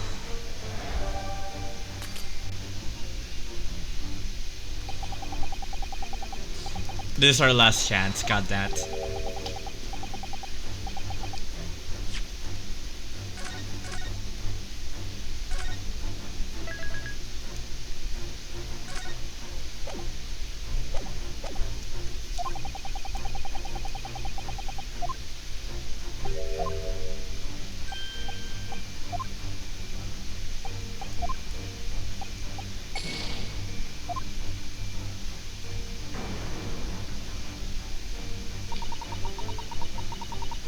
We have to still stop after this. It's like, yeah, I think I can't really make mistakes now. I can't make mistakes.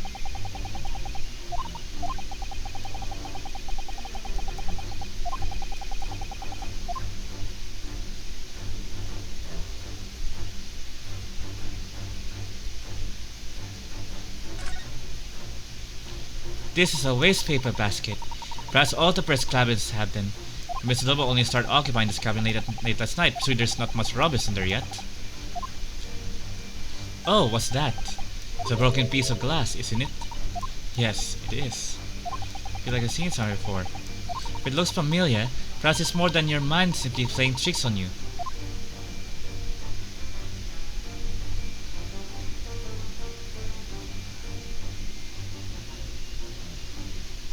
Yes!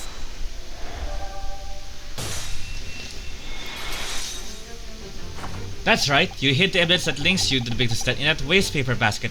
Ah! Here we have a fragment of some intricately glass object, if you seem. One that is of mere air, in fact. Precisely. We found another piece of broken glass on the floor in Mr. Sogi's cabin. And as you can see, the two pieces fit together perfectly. Oh no. So, Miss Pavlova, shall we consider what this tells us? Why would it be that part of this glass object, which was evidently broken at the scene of the victim's death, should be found in the waste paper basket in your cabin? Ah. You're well acquainted with this glass bell, are you not? I don't. I don't know. In that hush-rushing accent of yours won't save you this time, dear girl. Why? Because we have conclusive evidence linking you to the bell in question. What? Take it away, Mr. Naruhodo. Yes. The evidence linking Miss Pavlova in the little glass bell, that would be... Right, save.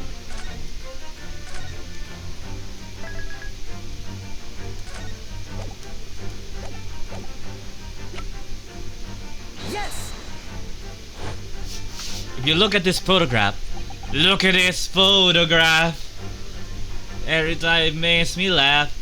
You can clearly see, hanging from darkest color, the very glass bell in question.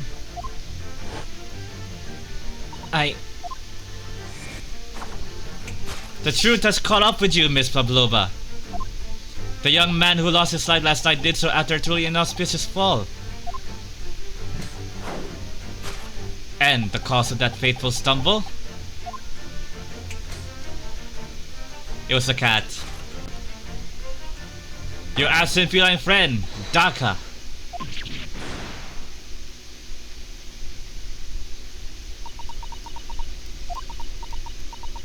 I couldn't tell anyone.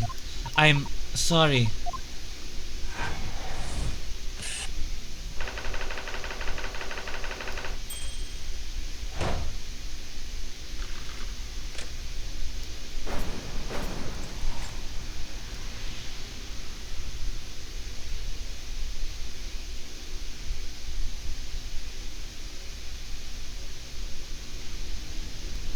Why don't you tell us now, Miss Pavlova?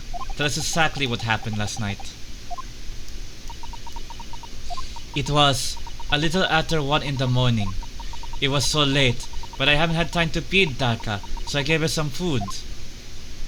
And then, all of a sudden, she scratched me and jumped out of my hands. People do say that cats become very anxious and nervous in new environments. She was so fast, she disappeared through the ventilator before I could stop her. And that is how you acquired the rather nasty wound on the back of your hand, I take it? Yes.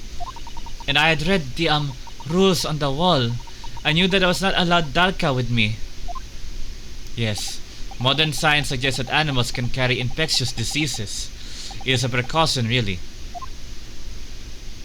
Since stop cruise ships or pretty much like ocean nights from having like dogs pretty much like on promenade decks. So I listened and listened, trying to hear if there was some noise in the next cabin. It was very quiet.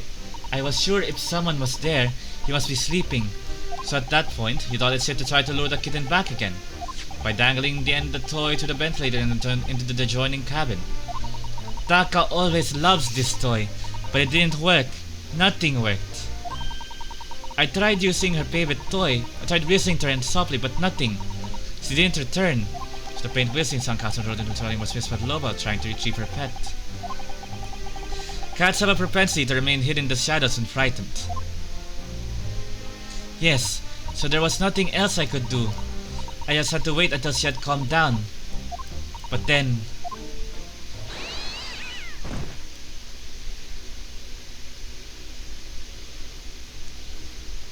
I nearly passed out with shock. I heard her cry out and then... Oh, it was such a dreadful bang. Then afterwards, nothing. It was totally silent.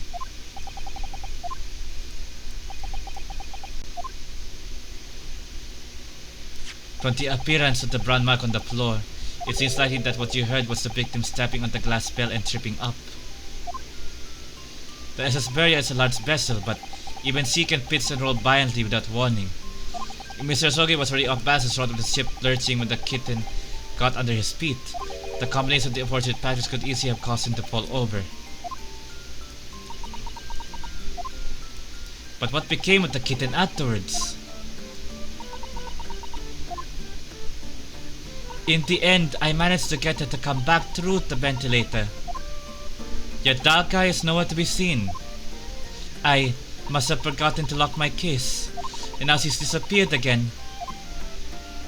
Gracious, that cat is as insufferably restless as I am. Well, he knows something about himself at least. When I woke this morning, I heard that a young man in the cabin next to mine had died, but I couldn't bring myself to tell anyone what had happened. I was too scared that they would send me back. Oh, hold on a minute. What about the snake? You're right. Where is it? The snake isn't your friend, Mr. Loba. Then whose is it and where did it come from? What on earth is such a dangerous creature doing on board this ship? Oh, I didn't say. Snake is my friend. His name is Pirosco. What? What? That snake belongs to you? He escaped from cage when the emergency alarm sounded. I was looking for him. I did not expect to find him in here. Yes, how did that snake get to this cabin? But animals are not permitted on board. Ha! We are at sea for 1 year. You want me to do so long without close friend, without someone who understands? Couldn't you find someone a little more human, who understands you better? But my dear burly fellow, a gargantuan venomous snake, surely you can appreciate the danger you're putting everyone in. No venom, Roscoe does not have venom. He is harmless, very long but very gentle. He is adorable, like Granny. He is venomless. Yes.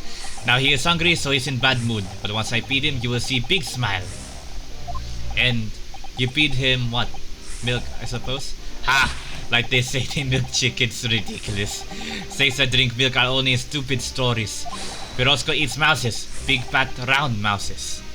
Ah, oh, so... Is that what the mousetrap in the passageway out there is for? Of course. How else can I catch my friend's favorite food? When she's top of the food chain, like this look on their eyes right now. It refuses to drink milk, it can't hear a whistle, it can't climb up a bell cord, and it's not even venomous. How the deuce did something so inept land a starring role? It's not my fault, I do not make up stories. My Pirosky has nothing to do with this incident. So that's what happened. That's the truth behind my best friend's tragic death.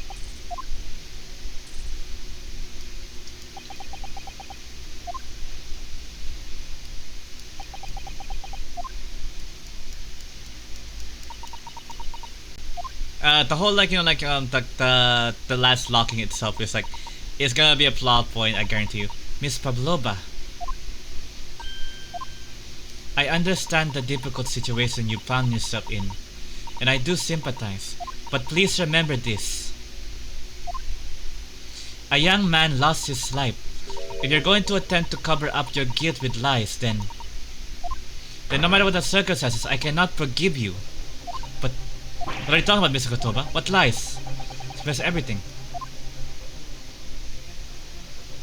It was just a series of unfortunate events, an accident.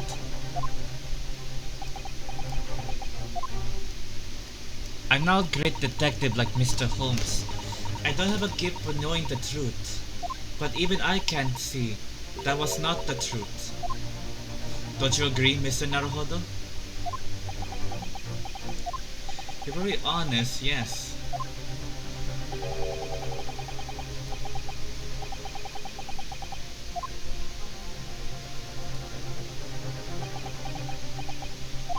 I confess, I was intending to let Scotland Yard deal with any outstanding issues on this matter. Oh. I'm only present here for a very specific reason. The truth is, you, Mr. Naruhodo, are simply a distraction. A distraction? I hope you've not been finding your shackles too uncomfortable. Ah, not again. Why did he do that? Plus yes, they're on your wrist as a result of my intervention. I was rather hoping I could solve matters before we made our next port call. You were Mr. Holmes? Yes, but I overlooked one important detail. The deceased young man was a very close companion of yours. Was he not? Yes. Kazuma was my closest friend. I owed him my freedom even.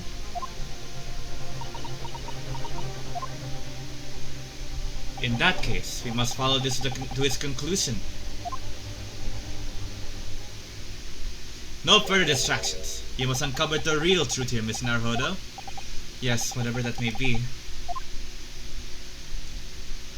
The key to this is the discrepancy in Miss Pavlova's story, I'm sure. If I can chase that down, maybe the truth will become clear. The truth about how you really died. About how the scene in the cabin really came to be. Alright, I'll see what I can do. Hello, awake, you're just catching the tail end of the stream. Excellent. Thank you, Mr. Naruhodo. So then, shall we begin? Yes. What we should ponder first is the victim who lost his life in the cabin that was bolted shut from the inside. Was this truly an unfortunate accident? Or was it in fact no accident at all? That is what we must establish in the first instance. But we already established it, haven't we? The man tripped over the kitten that had climbed over his cabin, but eventually tragic, yes, but still an accident. Hold it! Wait, let's just take a step back. It doesn't make sense if that's really what happened, does it? I'm going to have to ask you to spell it out for me, I'm afraid. Yes, it's starting to take shape now.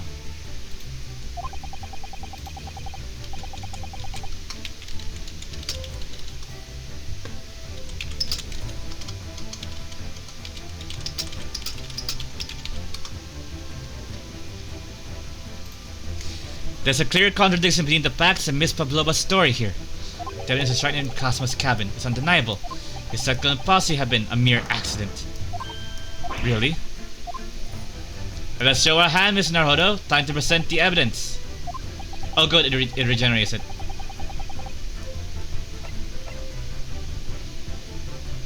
Yes! The truth is clearly recorded in this photographic print. There's no way that Mr. Sogi could have left this message on the floor. That script is Russian, isn't it? Indeed it is. The word written means wardrobe. I see what you mean. Most people would leave a dying message in their native language. Japanese in this case. But maybe he was studying Russian. It is a simple language. He would have picked it up very fast. That doesn't seem likely. That's actually not the point. It makes no difference whether he knew Russian or not. Sorry? What do you mean? Exactly what I said before. There is no way that Mr. Roy could have left this message on the floor. And the reason why is clearly explained in here. Damage to the cervical plate resulting in instant death. Instant death. Ah!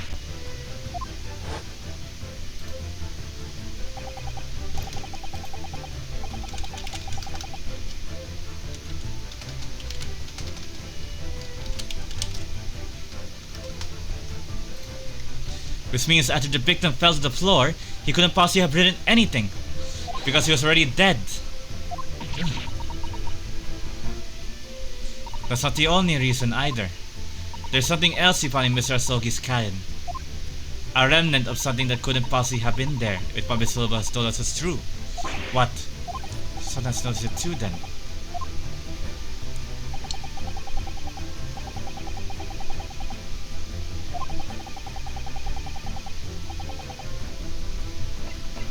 Save here.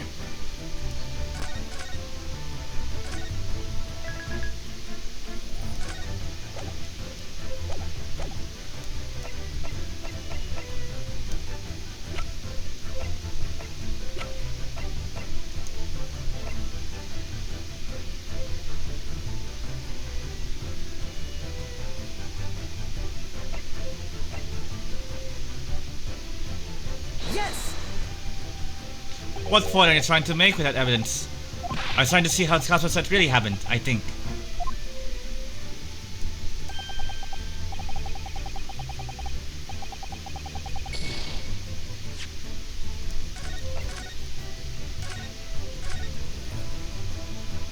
Put it back.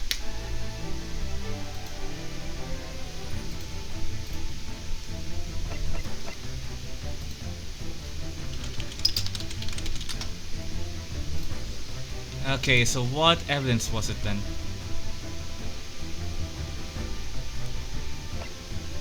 Yes! This piece of broken glass next to the mark on the floor. But that's the glass belt the kid had around his neck. We already know it's about that. It was broken in half when the victim tripped over it and fell. Unfortunately, there is a very big flaw. A fatal flaw. What? That's really what happened? Then how did one half of the bell end up back here in this cabin? Ah! Yes, remember that we found the other half of the glass bell in that waste paper basket. Would you care to explain that, Miss Pavlova? Oh no. Both these pieces of evidence clearly point to the same conclusion. That when Mr. Sogi died last night in this cabin, there was someone else in the room. And that same person deliberately arranged the scene to disguise the truth, in order to cover up his or her own guilt. Gah! Yes, there was someone else present in Mr. Sogi's. Hold it! You're wasting time. Someone else was there. Duh, of course, we know this. What are you talking about? Vulcan was bolted shut from inside. There was no way in and out. Oh yes.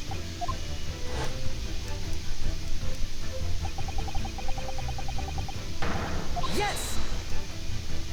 It's true, I was in the cabin when it happened. You were shut inside the cabin wardrobe to be precise about the details. But I don't know Russian, there's no way I would have left that message. Not would have, there's no way you could have left that message to be precise about the details. Would you mind? Ahahaha! Forgive me, my dear fellow. As I was saying,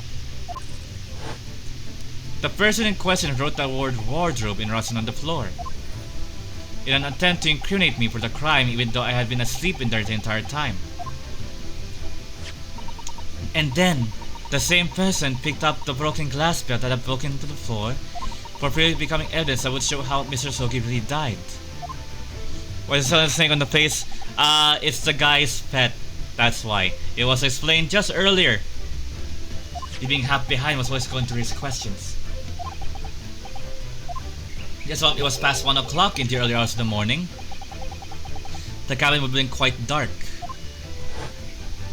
The single small lamp suspended from the ceiling would have barely cast any light on the floor there. Little wonder then that the culprit failed to notice a fragment of the tiny item. You all suspect me, don't you? Seaman Stroganov! Nina is woman of sea. She is daughter of strong sailor. 2 years ago, they noticed her dancing skills and she went away to join ballet company. But before, she was dancer on this ship, a member of ship's band. You do not accuse ship's angel of being criminal. Also, that's it. You say that when young student died, Nina was there in his cabin. But that is not possible. I keep my tooth. Well, this is almost interesting. And why would you give your tooth, pray? How can you be so sure? Oh, you're a great detective, you should know. Look truth in eyes, cabin bulkhead was bolted shut from inside. Nobody could go into cabin, not Nina, not anyone. Or you want to tell me the killer can walk through top doors? Niet, it's impossible. Ugh, he's right. Again, the ship lurching back and forth feels like, you know, it caused the boat to like slam shut. Authentic. Rinosuke did that before. Dread, are you stupid? These bulkheads are not barn doors. Certainly not. These are watertight doors, as one would certainly define any modern steamship. Constructed of heavy steel with not a gap in sight. No threads or needles or magnets could have been used. No, of course not. I thought so too. But Mr. Naruto suggested it earlier, so... Susada-san, how can you shift it onto me like that?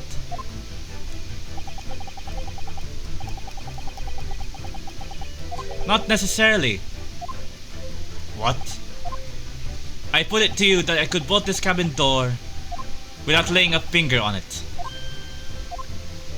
And in this very cabin, we can see the traces of the method that I had mind having used before.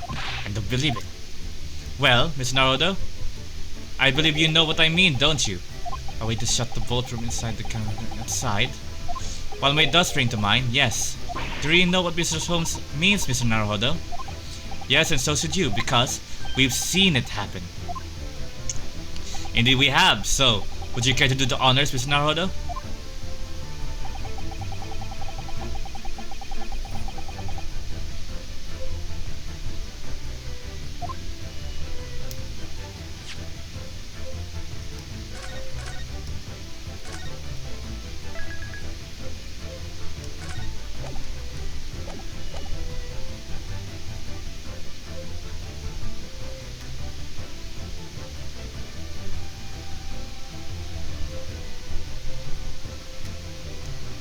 Yes! This is it. This is how it was done. It certainly shows how something was done. I concur. In fact, it's an excellent way to show how easy it is to jump to the wrong conclusion. Oh, come on.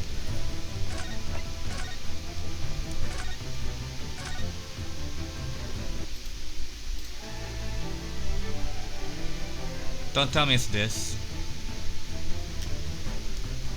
Yes! That's it. This is exactly how it's done. No, wait, no, not it.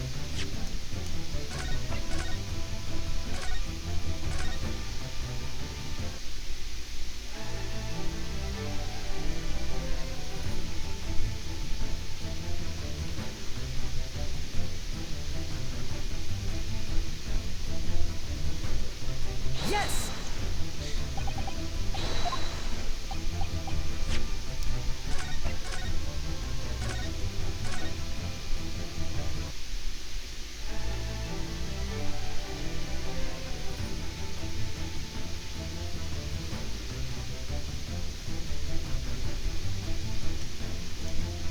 Yes! Look at the bookcase there. See how all the books and things on it have toppled over? That must have happened when the ship made its emergency stop before. Yes, that is right. It's a very powerful vessel after all. When the engines are thrown into reverse, a violent jolt goes across the entire ship. Any small objects that aren't fastened down are bound to fall over. I believe, yes, it's what's known as the force of inertia, acting on the objects. Is there nothing Sasan doesn't know? Or that isn't in her book at least. But whatever it's called, the same force that pulls over those books in the bookcase also made something else in this cabin move. The bolt on the cabin door. Ah! It was very obvious just after the emergency stop that the ship made earlier. We had come into this cabin not long before and we hadn't bolted the door. But then...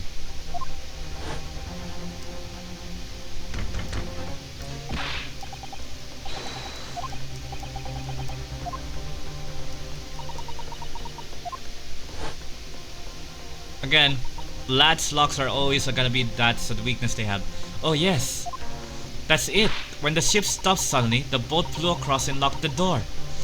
Yes, it made some metal, so it's small and light enough to be moved by the ship's sudden change of speed. Or the force of inertia, if you would call that. Are you trying to say that the last night, after Misasogi was killed,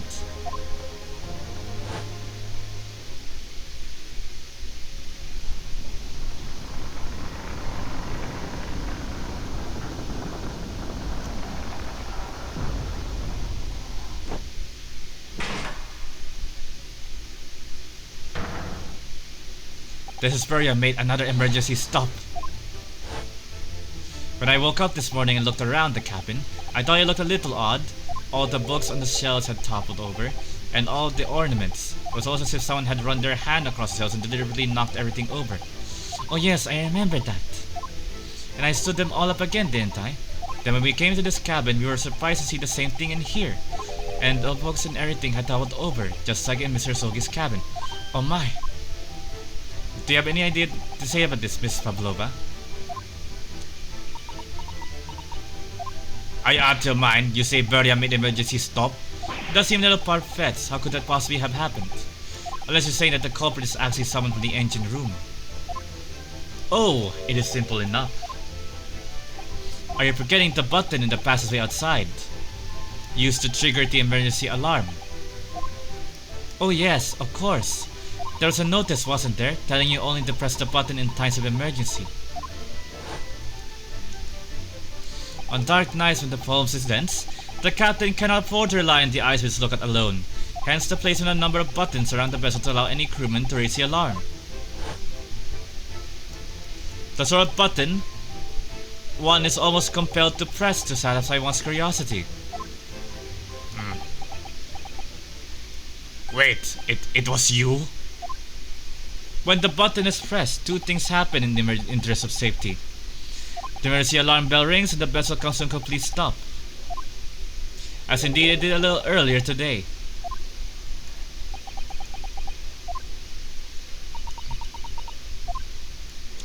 Mr. Holmes, surely it wasn't you who... As I always say, a button has but one purpose in life. To be pressed, whatever the occasion. He sounds almost proud of himself. How dare you mess with ship? I report you to captain. You are in much trouble now. Now, I'm sure all that can wait until later. Let us not overlook the fact that we have now learned a valuable lesson. When the vessel makes an emergency stop, the bolts in the cabin door slide close. So, What must we now consider? Yes. Last night, after what happened to Mr. Sogi, did this ship make an emergency stop, or did it not? You idiots, Burya is a huge ship with many passengers. If you make an emergency stop even in the middle of the night, there will be chaos everywhere. What are your thoughts, Mr. Naruhodo? That some kind of emergency happened last night. We have evidence to support that idea. Really?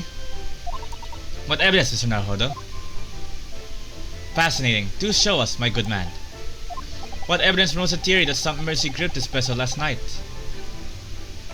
It's Cosma dying.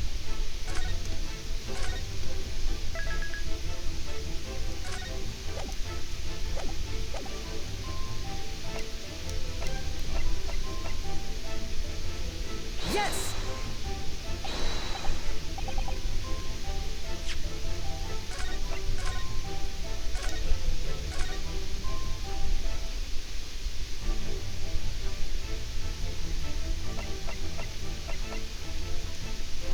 Yes! Okay, it's not that one either. Yes, this is saves coming, but like you don't really play Ace Attorney if you don't saves come.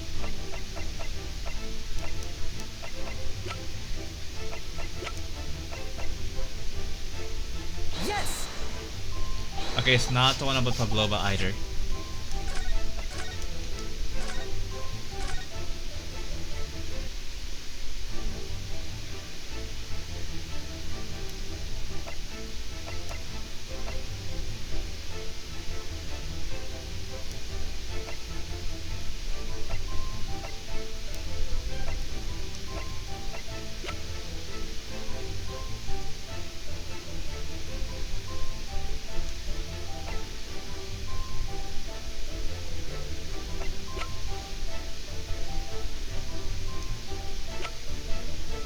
Yes!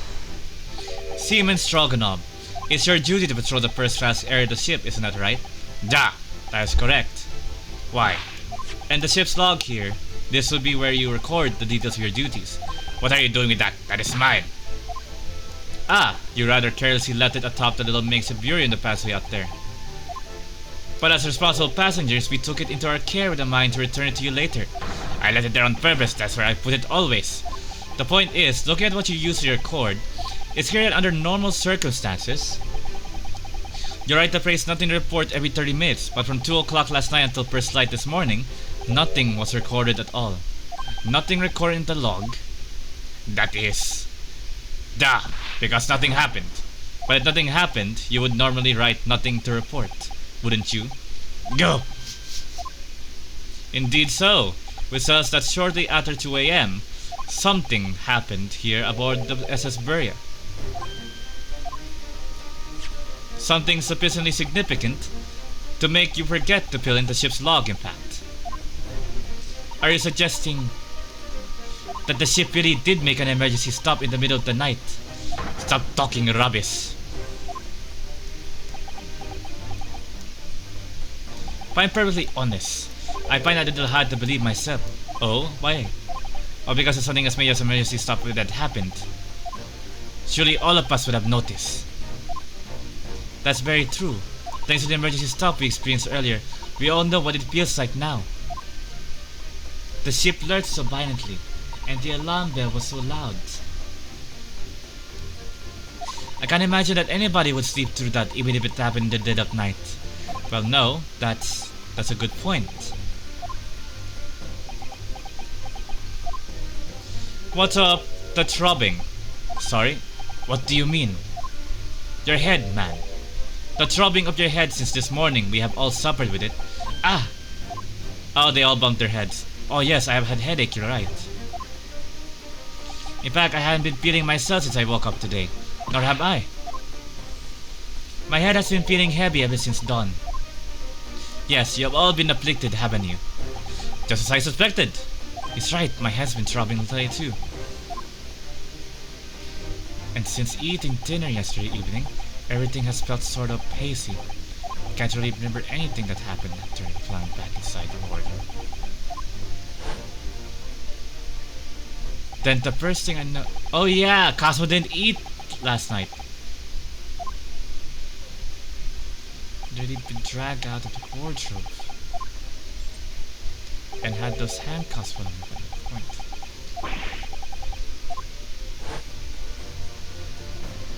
Tell me, Miss Naruhodo, you borrowed this vessel as a stowaway, didn't you? Oh, well, yes. Sorry. The stowaway class of accommodations usually include meals. What did you survive on? Ah, well, Cosmo looked after me. He was always happy to share his meals. So you enjoyed some of the whole roast chicken dish that was served yesterday evening, I take it? Yes, in fact, I had all of that. Cosmo wasn't fond of chicken. Oh really? So the victim didn't eat any of the chicken at all. That's right. He didn't touch it. Is that relevant? Yes, there was something that made in the food that made everyone fall asleep. My dear fellow, does that not strike you? Mr. Holmes, do you mean to say that there was something wrong with the chicken? I do. No, really? Is that really true? The meal prepared for the passengers last night had been tampered with. Tampered with by the addition of a soporific, designed to induce a very deep slumber in those who consumed it. A sleeping drug. Do you mean whoever did this laced every meal with a sleeping drug so no one would notice if his emergency stopped? Mr. Naruhodo, of course that's not what Mr. Holmes means, but a far-fetched idea. Precisely! Lacing every meal of every passenger on board with a soporific drug would certainly be impossible.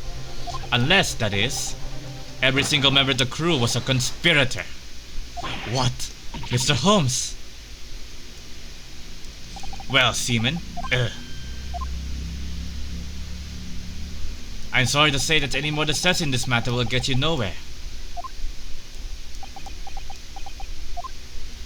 If you refuse to talk, there will be an inquiry made through the shipping company, of course.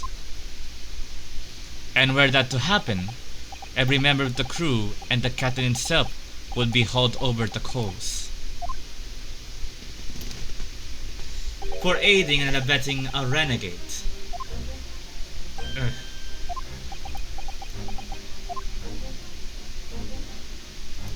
Please, no more. I will tell everything. I cannot make problems like this for everyone anymore. These crewmen are your former comrades, I believe. Yes, so when I decided to run away, I asked them to help me. We all agreed to help, everyone together. She threw away everything, her fame in the ballet, Mother Russia. We wanted to help our angel. I don't believe it. You are right. We put sleeping drug in chicken last night. Yes, I remember now. I did notice chewing on a lump of something strange and bitter at one point. Duh, you cannot make all drug, how do you say, dissolve. Talk about heavy seasoning. At midnight in waters near Shanghai, we brought our angel on board. She was held by a comrade on shore with a small fishing boat, while all the passengers on SS Burya slept soundly, thanks to almost magical effects of the slumber-inducing potion their evening meals had contained. So if that's what happened, the only people awake at the ship last night were the crew, people who disliked chicken, and the newly boarded passenger, Miss Pavlova. And that means it would have been possible for you. You could have used the emergency stop trick to lock Cosmo's cabin door.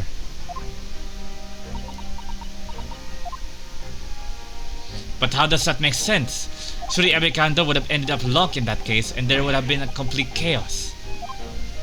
Oh, I wouldn't say so. What? Of course. Just like us, all the other passengers would have been eating their evening meal of chicken in their cabins. After which they would have been overwhelmed by their tiredness because of the sleeping drug. You know, they had to have measured the amount sooner, otherwise they would have pretty much caused a number of deaths as well due to overdose. Quite, and accordingly, all passengers were already in their cabins that night. Yes. The overwhelming majority of passengers would happily sleep with their cabin doors bolted anyway. And so the one of them would have found it remarkably to find the door locked in the morning. In summary, in order to fasten the bolt of a single cabin door on the ship, the culprit brought the entire vessel to emergency stop in the early hours of the morning.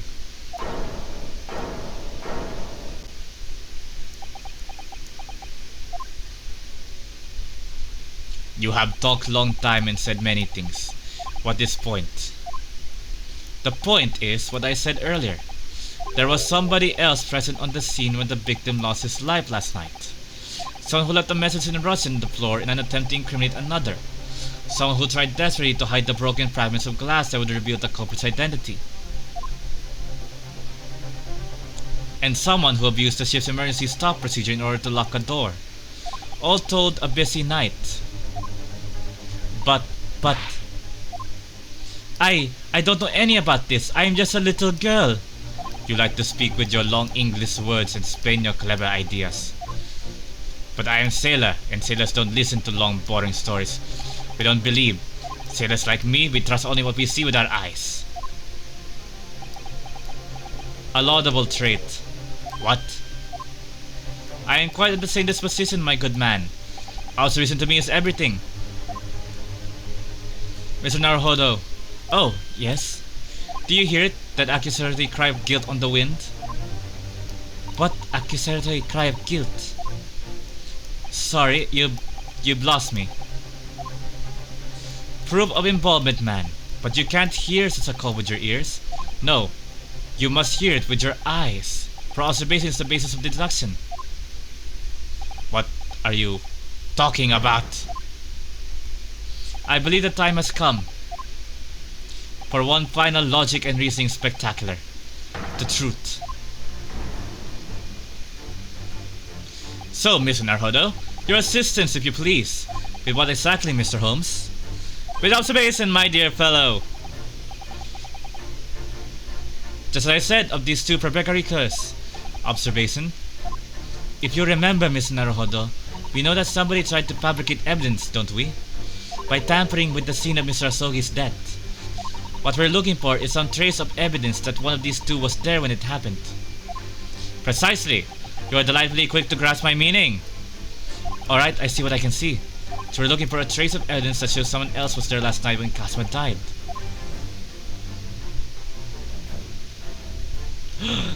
It was him! Oh, look at this. It's some kind of stain. An unusual place. Yes, you're right. It looks like ink, if I'm not mistaken. Ink. And look at the color too. It's clear where this came from. Didn't even bother chains, huh? Yes!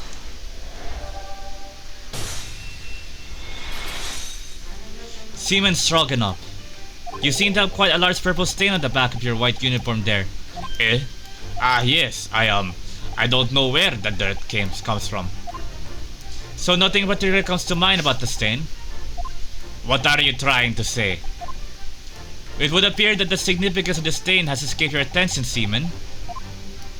Allow us to make it plain. It's a very large purple stain on the back of Seaman Stroganoff's uniform, and I think what's made of it is clear.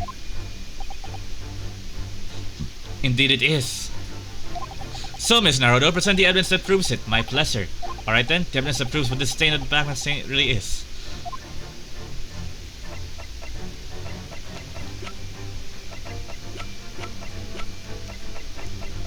Yes!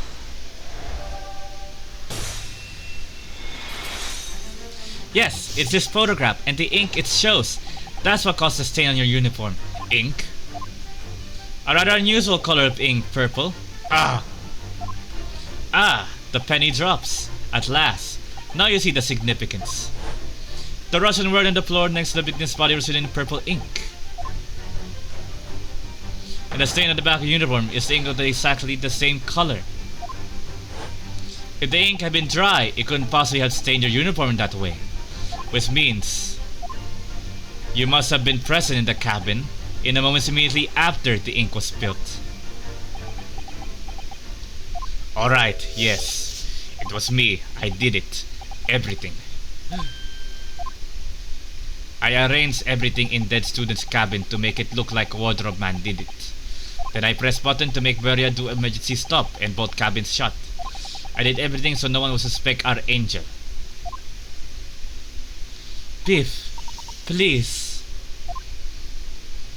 Don't worry, Angel. Let me do talking. It was after 1 in the morning. I was on duty, patrolling passageway. Then our angel came to me. She was white like sheet. Pip, please, you must help me. I went with her. The door to cabin number 1 was open. When I looked inside, I saw student boy on floor. What happened here? Please, don't tell anyone. My little one, my little fairy friend. Everything that happened in cabin is like Angel told you. The kitten escaped through the ventilator in the Mr. Sogi's cabin. Then he tripped over it and broke his neck when he fell to the floor. Oh, yes, that is right. So after the incident when the cat ran away, Miss Patul would then visit the cabin next to hers, only to find his occupant lying lifeless on the floor. She said she was worried when she heard sound of something falling on the floor. That's when she went to look. No, Angel? The door was not locked, so she opened to look and you already know what happened after. There's just one thing, if you wouldn't mind. What? When you went to Mr. Sogi's cabin, Miss Pavlova, was he already dead? Why? I already told you, when Nina opened door to his cabin and looked inside, I was asking Miss Pavlova. Well, Miss Pavlova? Ja. Oh. Yes, that is right. I saw him, it was dark, and he was wearing black, but he was on the floor, not moving. I was scared.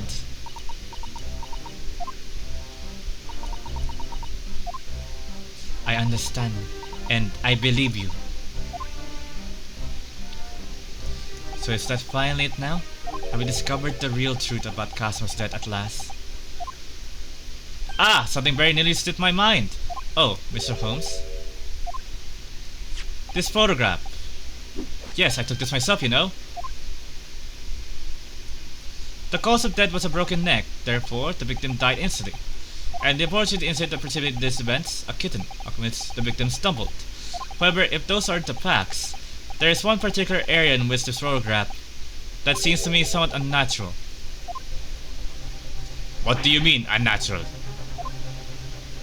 What are your thoughts on the matter, Miss Naruhodo? Oh, well.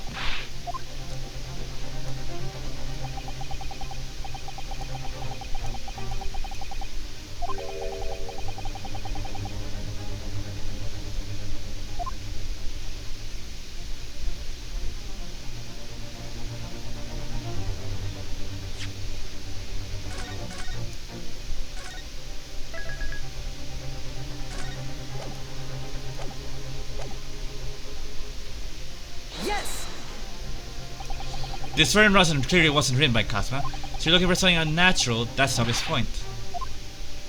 Very true, it is certainly peculiar, but it's not what I meant by unnatural, I'm afraid. That particular class leader was substituted by the culprit. I mean, to identify another point. Oh, I see. Imagine, if you will, losing your footing yourself. In my opinion, if you landed that the victim appears to have done here, it would have been most unnatural. I'm sure you'll reach the same conclusion. How thoughtful you are, Mr. Holmes. Thank you for your gentle guidance.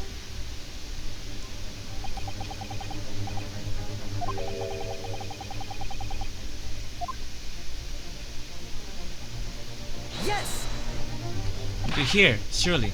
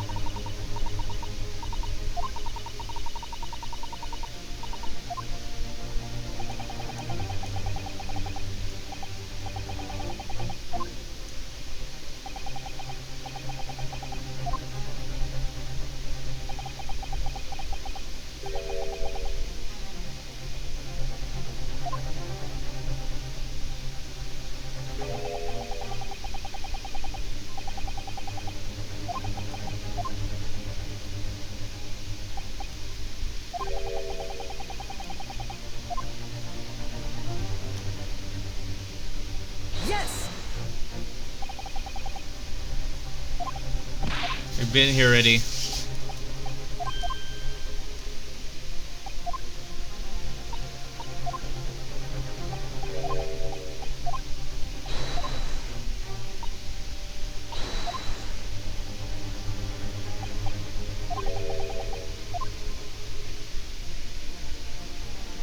Yes! Alright, if he really fell due to the unfortunate accident, then the piss just doesn't seem quite right. The exact same thought occurred to me. Nepal one's instinct is to open the palm splat. Yet here we see the victim with his left hand tightly balled into a fist. Almost you might say, as though he were gripping something. What do you mean? Simply that I took the liberty of investigating the victim's fist a short while ago. You did? And what, pray, do you imagine I found there, my dear fellow? Mr. Holmes, show us, please. Why, of course, my dear madam, would I keep you in suspense? This is what I found. Oh, a crescent moon with a little gemstone in the middle. Yes, you're right. A crescent moon. Oh, it's her earring. Huh, it does us nothing. I'm not so sure. The crescent moon looks familiar somehow. Sure, I've seen it somewhere before. Observation, Miss Naruhodo. That is the key. What? The truth is now tightly close. How did that crescent moon come to being cast as a piece? This is the final clue, the last piece of the puzzle. Ask yourself, what does this little crescent moon mean? What significance has it? And observe, find the answer with your own eyes.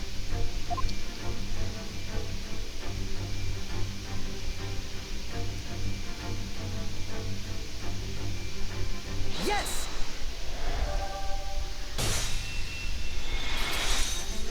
Miss Pavlova, on your ear there. I see you have a crescent moon as well. Ah! What? And on your other ear, there seems to be a crescent moon missing. The little link holding must have broken, I suppose. Now, the missing crescent moon was found in the victim's clenched fist. Clearly there's only one logical conclusion. Wouldn't you agree, Mr. Naruhodo? Yes. Miss Pavlova, Mr. Sogi must have grasped a crescent moon and pulled it from your ear, perhaps just moments before he fell to the floor. In other words, last night in Mr. Sogi's cabin, you witnessed the moment when the victim fell with your own eyes. In fact, you were quite literally at arm's length from him. But then the question is, why did Mr. Sogi do that? Why did he pull your earring from your ear and hold it in his clenched fist during his final moments? Oh no, Angel. No one can protect you now. Please, Miss Pavlova, tell us the truth. Last night, what did you do to Kazuma?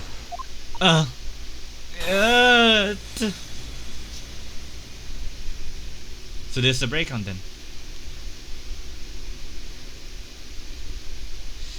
When I think about everything that happened yesterday, it was too much. Running away, the fishing boat in the middle of the night, trying to climb onto this huge ship, and then when I was at last in this cabin and I could relax after this horrible long day. Darka, wait!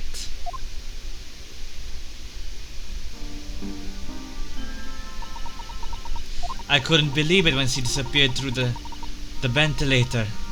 I tried to call her with a little whistle. I tried waving her favorite toy, but nothing worked. Darka would not come back.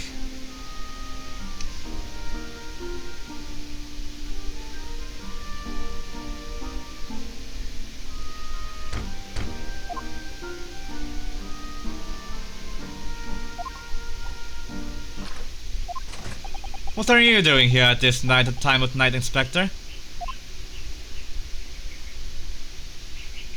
Oh, I'm sorry. I thought it was a friend of mine.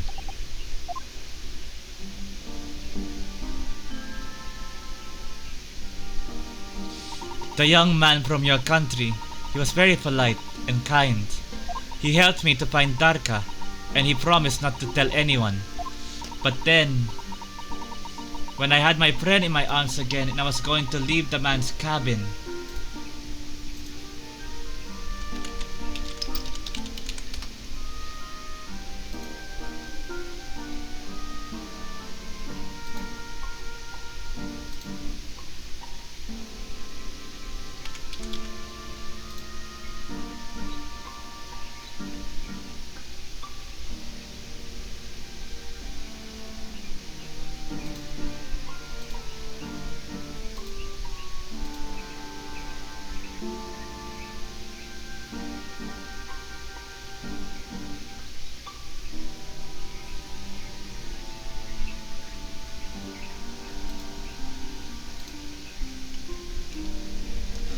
also, fun fact, I forgot to mention this during the entire time of like this chapter. The Speckled Band is based on the adventure of the Speckled Band, which is one of the actual stories in Sherlock Holmes. And Pablo was alias, or what he used to hide her identity as, Grimsby Roylott, was a character from the Speckled Band story. Oh, yes? I'm sure I know your face. I've seen you somewhere before. Ah! Ah, of course. You're Nikolina Pavlova, aren't you? The Russian ballerina. Huh? No, I don't know that name. My heart nearly stopped when he said that. He knew who I was. How could this man from the land in the far east know a Russian ballerina? Yes, I saw your performance in Japan. The beauty of the ballet made a deep impression on me. But, what are you doing on this ship? I'm sure I read that your ballet company was performing in Shanghai at the moment. I can't fool him. I have to tell him the truth and hope he doesn't tell anyone. I have no other choice. I see. So you've run away. Please keep my secret. Don't tell anyone. Give me a moment. I could use another opinion here.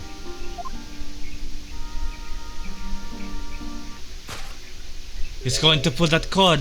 He's going to tell the captain. No, he was actually going to tell Ryunosuke probably. Why did I think I could trust him? Then it happened. Everything at once. It's only a second, but it felt like forever.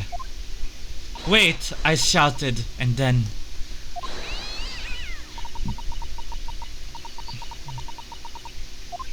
And... as he turned around to look at me... Oh, of course, the bedpost. I pushed him. I don't even know why. I don't know why I did it. I was just so scared, and I had to stop him from telling anyone about me.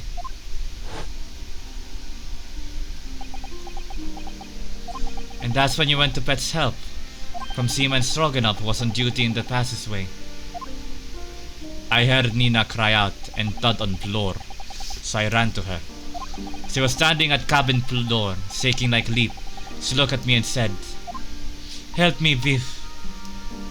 If they find out, I will be... Please, I have nowhere to go." So you decided to help. And that's when you arranged things in Casima's account to make it look like I did it, so that no one would suspect a passenger in the cabin next door. Yes. I went into cabin and I looked around to make sure there was nothing to show. Nina was there. Then I found Stowaway in wardrobe, still sleeping. Right, that's when he found me. So he worked out a plan to lay the blame on the Stowaway. I closed wardrobe doors and put back strange paper sign. Luckily for me, that's the only reason Satan started to believe me when I said he was innocent. I dragged young man's body to good place and used ink that was spilling to write on floor. I wrote wardrobe so that the person who found him would look inside the wardrobe and find Stowaway. And tell me, what of the glass bell? It was by my feet, so I picked it up. I see. But it was dark in the cabin and I didn't notice the other half. Then Angel went back to our cabin and I finished the job by pressing the emergency alarm button in the ambassador's way. Yes. Accordingly, Tessa's Burya did indeed come to the emergency halt a little after 2 a.m. thus enticing the bolt on the cabin door to slide shut, creating the locked room mystery.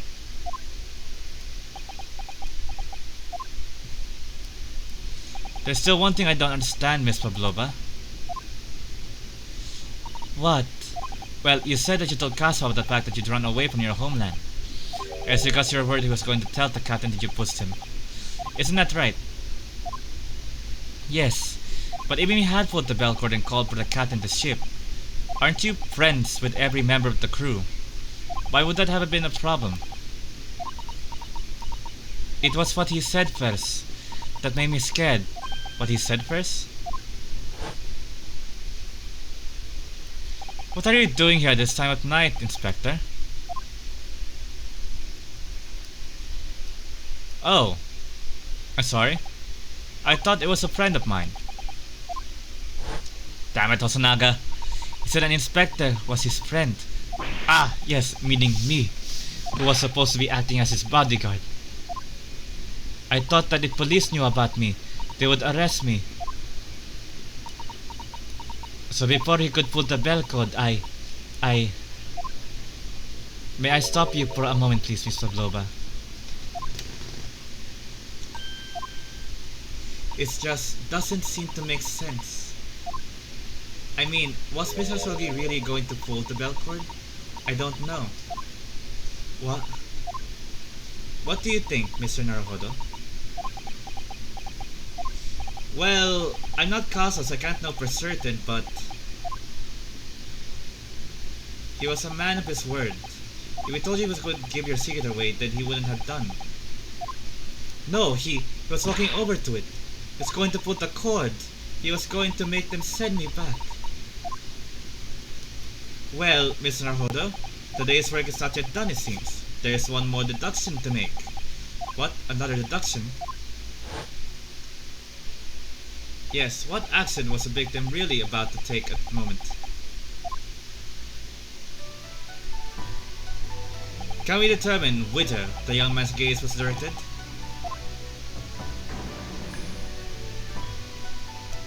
First, consider the victim's location in his cabin. That's easy, I remember every detail of that room. I mean, yes, I spent quite a lot of time in the wardrobe, but still, that cabin has been my home for this entire voyage. So this is how the cabin looked last night when Sablova visited Kazuma-sama. Yes, exactly how it was. Are you ready then, Mr. Naruhodo? Yes. If there's one thing I've learned today, it's that a simple gaze can reveal all manner of truths. Not only that, in order to draw the right conclusion, you can afford to be. You know, this will solve so many things in, like, you know, the original, like, you know, Ace Attorney games. It would have solved a lot of things.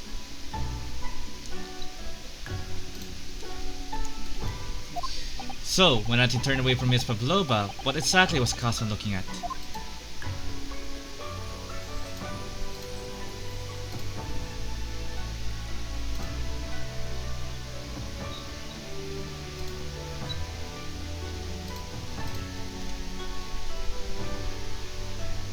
Take that!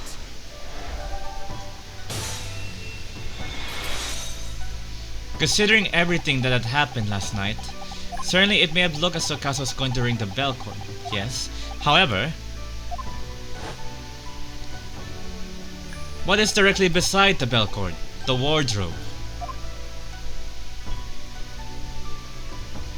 The wardrobe. And more importantly, what was inside the wardrobe? The man's great friend, sleeping soundly. Ah! Miss Pavlova, please, think back very carefully. What were Mr. Sogi's exact words last night? Give me a moment, I could use another opinion here. Another opinion. Yes, but not from a member of the crew. No, from Mr. Sogi intended to consult his ghost friend on the matter. To see if between them they might be able to help in some way, no doubt. Oh, no. Sadly, we can't know the truth for certain now. It's too late for that. But I wish you had made sure of what Mr. Soget was looking at. Things may have ended very differently if you had.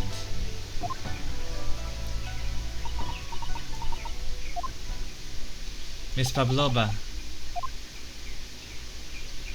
I want to thank you for finally admitting the truth. But unfortunately, the truth is a man lost his life because of what you did. And that will never change. I hope you'll never forget that. I'm sorry. Really, I'm so sorry. What have I done? Now I feel bad. I'll be fine if I get the card up. And so, at long last, the mystery surrounding the tragic accident of the SS Burya was finally laid to rest. So there is no fucking trial for this at all.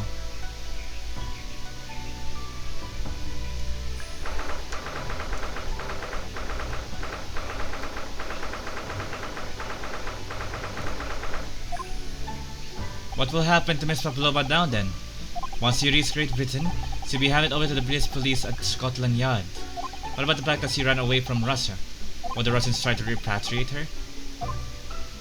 Apparently, the English detective can speak to the immigration office and sort all that out. Miss Holmes can do that? So she won't be going back to Russia then? No, I don't think so. Even if she wanted to return in the future, I doubt she will be able to. She ran away, so now she's an exile for life. I see. I'm sorry. Seaman Stroganoff? I wanted to help our angel, no matter what. But I didn't think about you. About how you lost good friend. I will go with Nina.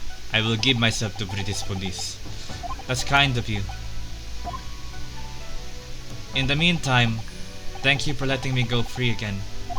Casual's death feels like such a waste, but... Well, do what you can for Miss Pavlova, won't you? Da. Well, I'm afraid you need to pack now. We're due to arrive in Hong Kong tomorrow. As much as it pains me, I'm going to have to hand you over to the consul to arrange your passage back to Japan. Yes.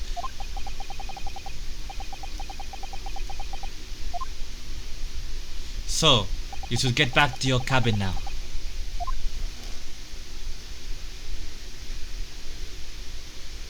Yes, my avatar is not really moving at all. It's because the camera died like an hour ago. But we've been going at this for a long time. Looks like my story to the Great Britain is even begun then. I think that's only a few days ago, Castle and I were laughing together, and now we tear up the streets of London.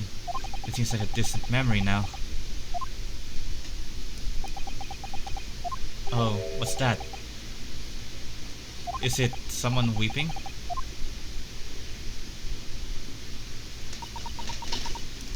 Susato-san? Naruto-san, I didn't know you had returned. Oh, well, I haven't been back long. So Rosanaga just organized a pack, you know, ready to leave the ship tomorrow and all that.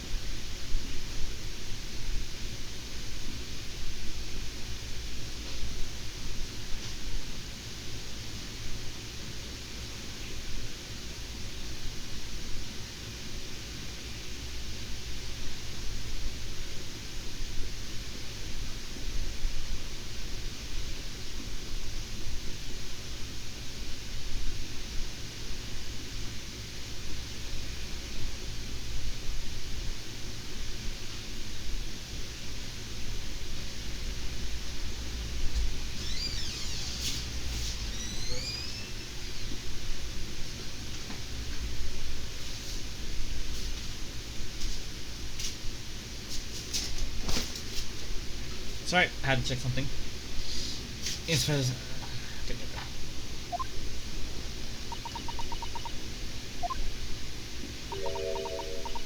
Ah, I still can't believe this has happened. I can't believe someone's life can be over just like that. Susato-san.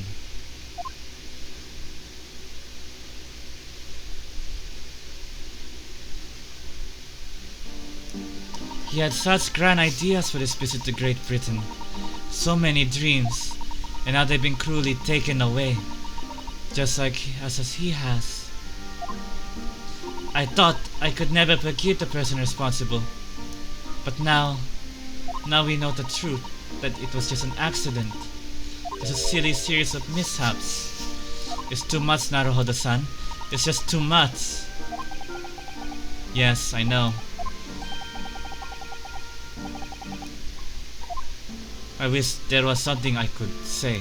Inspector, my duty was to see Asogi-san safely to Great Britain, but I failed, and caused his two closest friends great pain and suffering as a result. I've let everyone down, and I will do anything to make up for my terrible blunder. Nobody blames you, Inspector. And I'm free again now, at least. Huh?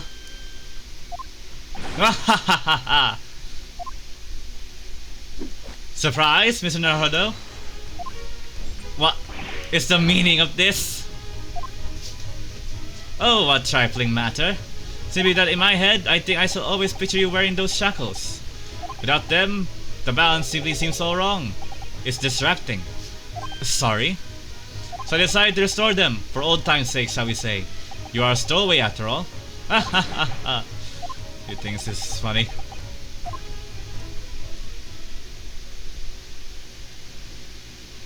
Mr. Holmes, we do appreciate all your assistance. I'd like to thank you from the bottom of my heart. Not at all, not at all, and though it's a little late, may I offer my sincere condolences? The loss of your companion is truly heartrending. I hope that you will be able to fulfill some of his aspirations in his honor. I'm afraid that won't be possible. We shall be disembarking at the next port in Hong Kong. We have to return to Japan and make a full report about everything that's happened. What? Wait a minute. It's just me that has to go back, isn't it? I mean, I was a stowaway.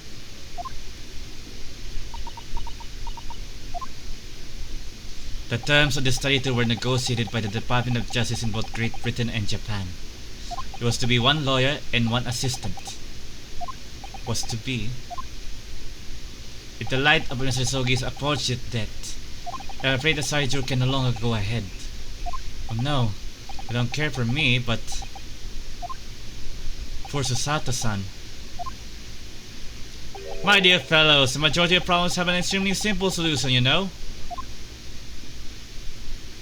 All you require is one lawyer, and the study tour can continue, surely. But there's no one else with the necessary qualifications, Mr. Holmes. We know of no other lawyer. Qualifications, you say? Any qualifications obtained in your own country will be of little value in Great Britain, I'm afraid. Oh, but anyway, the voyage to London still promises a good amount of time. Ample opportunity, I should say, to find yourselves another suitable lawyer. Yes. Mr. Sato? Yes? Do you think perhaps I might be able to do it? Ah! But you're not a lawyer, Mr. Naruhodo. Oh, unless... Are you studying law? No, I'm not, but... I'm sorry. In that case, I don't think there's even a chance you could work. But as I said, there is still more than a month before we reach England's shores. Isn't that right, Mr. Naruhodo? Yes, I have a month in which to study, to learn what I must become a lawyer in Great Britain. Mr. Naruhodo, that's ridiculous. Are you serious that anybody could learn that in just 40 days? There's only one way to find out. I would work my fingers to the bone, Inspector. Every single day. Will you let me try?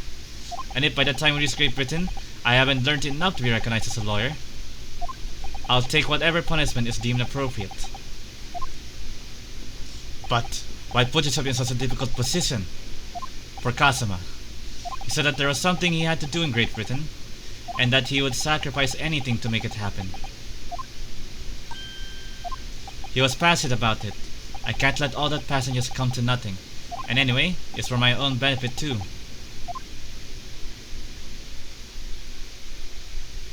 I will become a lawyer. I have to. What do you say, Mrs. Sato?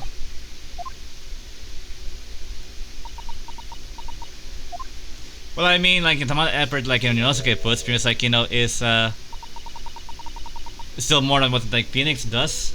Again, I love Inosuke. Phoenix does, like, I think it's a wonderful idea. Thank you. So, what does our bespectacled inspector friend say? Are you serious? One lawyer and one assistant. The numbers are indisputable. No, it's madness. Yet fascinating, wouldn't you agree? Fascinating? Duty and rules are the dual routine of existence that we all abhor. Give us interest, give us fascination.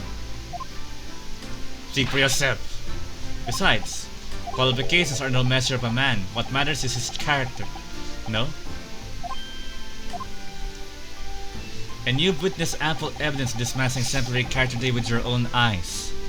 From the early hours of this morning until this very moment now. Despite contending with the passing of his close companion and despite the accusation of guilt, this man has shown resourcefulness, intelligence, and above all, courage.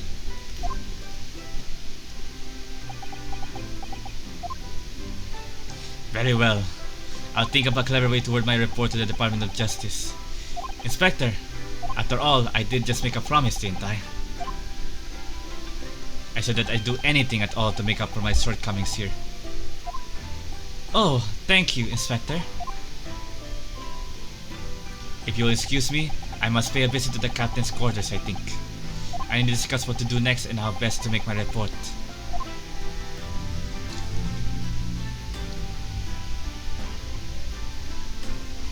Are you really prepared to attempt this, Mr. Naruhodo? Yes, I'm going to try. I wonder, would you consider teaching me what I need to know? Everything about being a lawyer?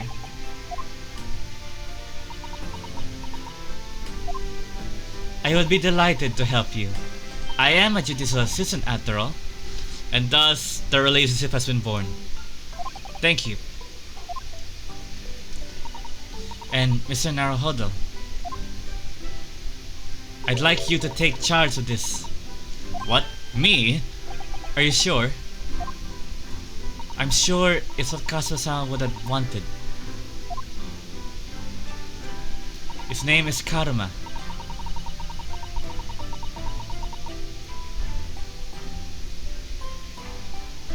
Wait a minute.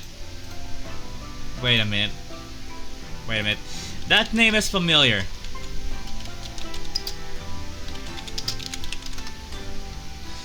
Same for those who don't know, if you haven't played or like you haven't researched about like the original, like not the translator, like the English version of the Ace Attorney series. In the Japanese, in the original, in Justice for All in particular,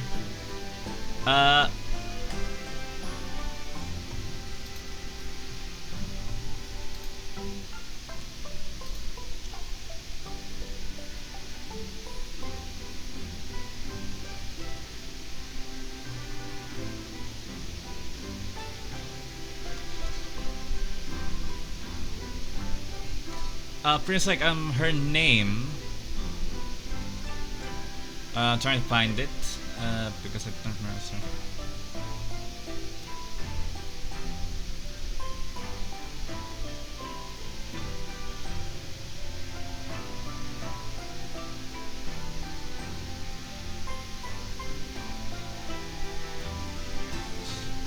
Okay, okay, now I remember. So for what's interesting about like Karma is because like that is in just for all in the Japanese in the original. Participant Karma's surname is Karuma. I mean, yes, it's a coincidence, but like it's a neat little Easter egg.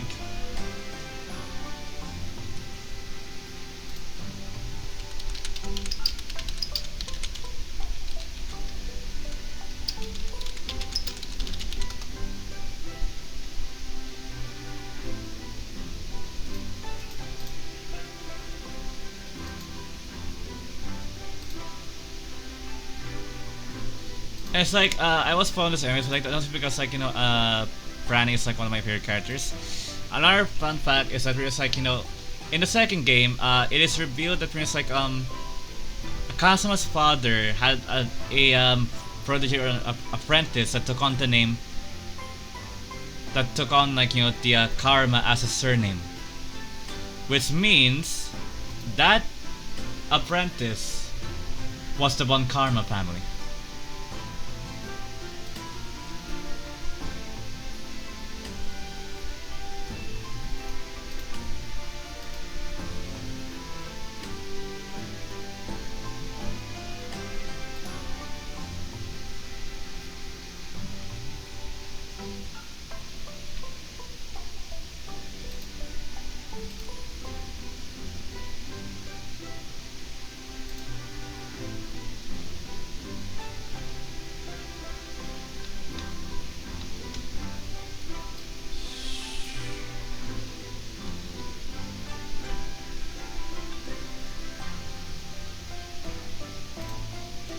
Hang on. But yeah, that was even like a fun fact, really. It's not spoilers, but it's like it was more an Easter egg, really.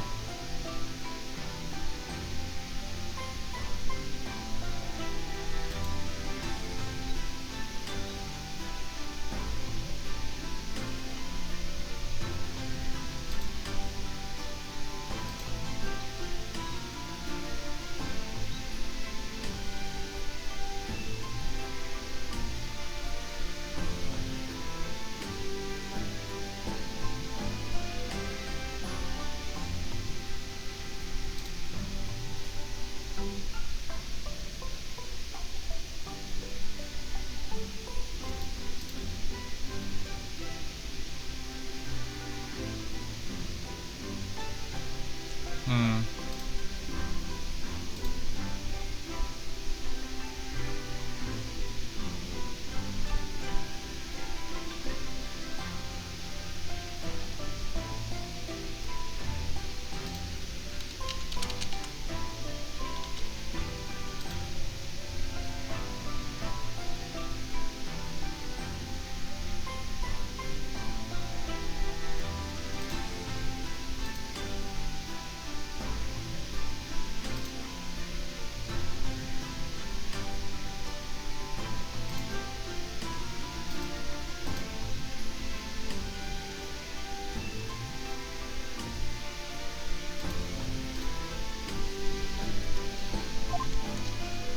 Very well, I accept. I'll treasure it, always.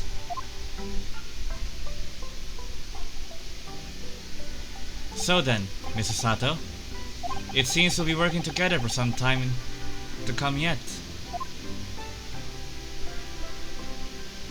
It'll be an honor, Miss Naruhodo.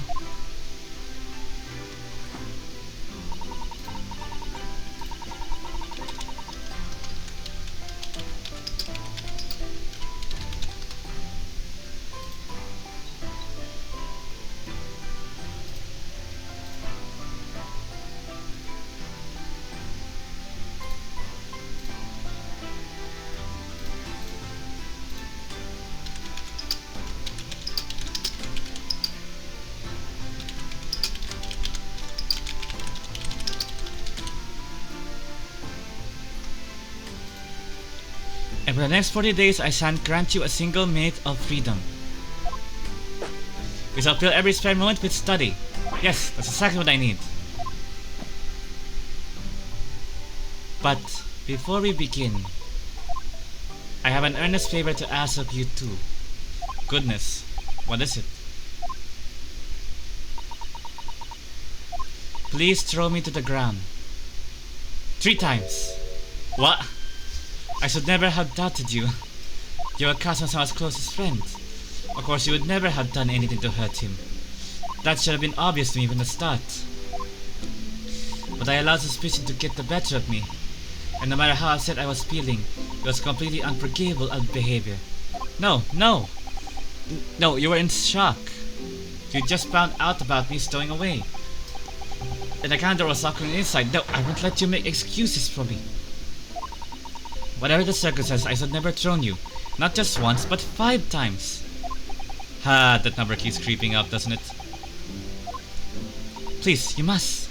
Just take hold of me and throw me. Do it. Don't even think about it. No. I don't even know how. I never thrown anyone in my life. Very wise, Mr. Naruhodo. It isn't a skill one acquires with considerable training.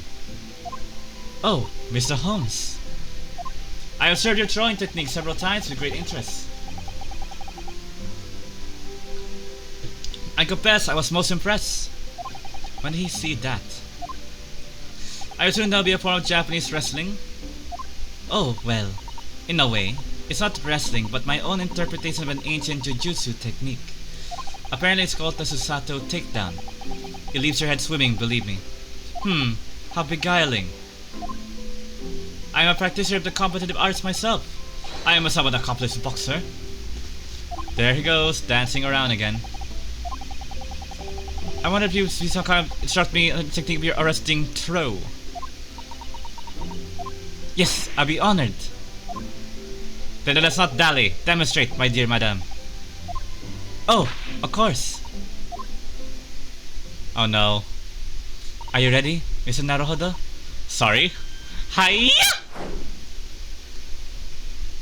Oh no, do it better. Hiya! Carmy! Again, all I can do is listen to Miss Piggy Hiya. As you can see, you throw up on the abdomen. Oh yes, arresting indeed. And that is what you term the Susato takedown, is it? Actually, no. That was a Susato squash.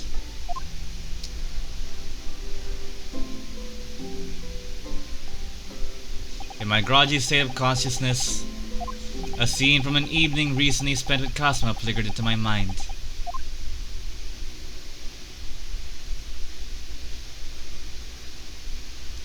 Karma?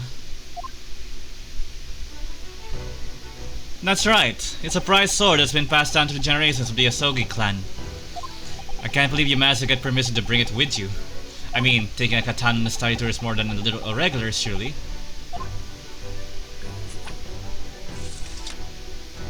A Japanese man's sword is his soul, Ryunosuke. I can't be parted from my katana. Karma guides me. I truly believe that.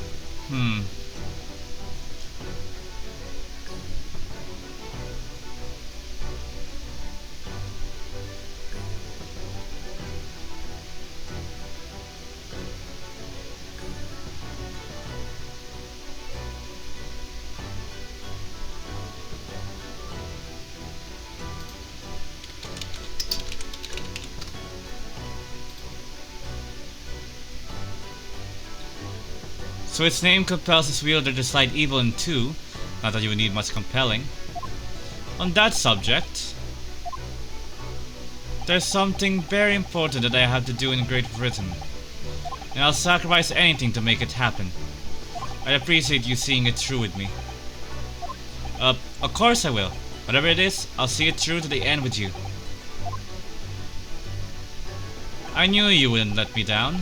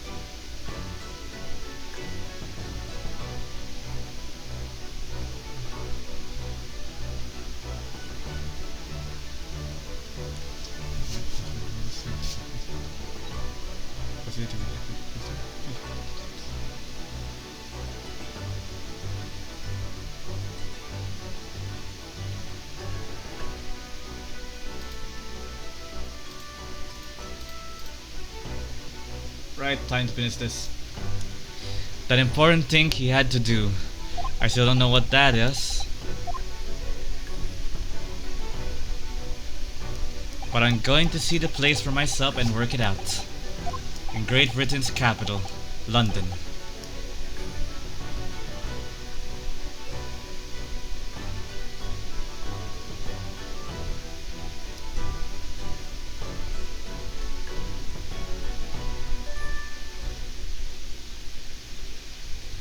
And with that, we finished chapter 2. Or well, episode 2. Now it's episode 3 and we'll be in Britain. But that'll be for next time, or probably next week. And anyways, thank you all for watching and see you all again next time.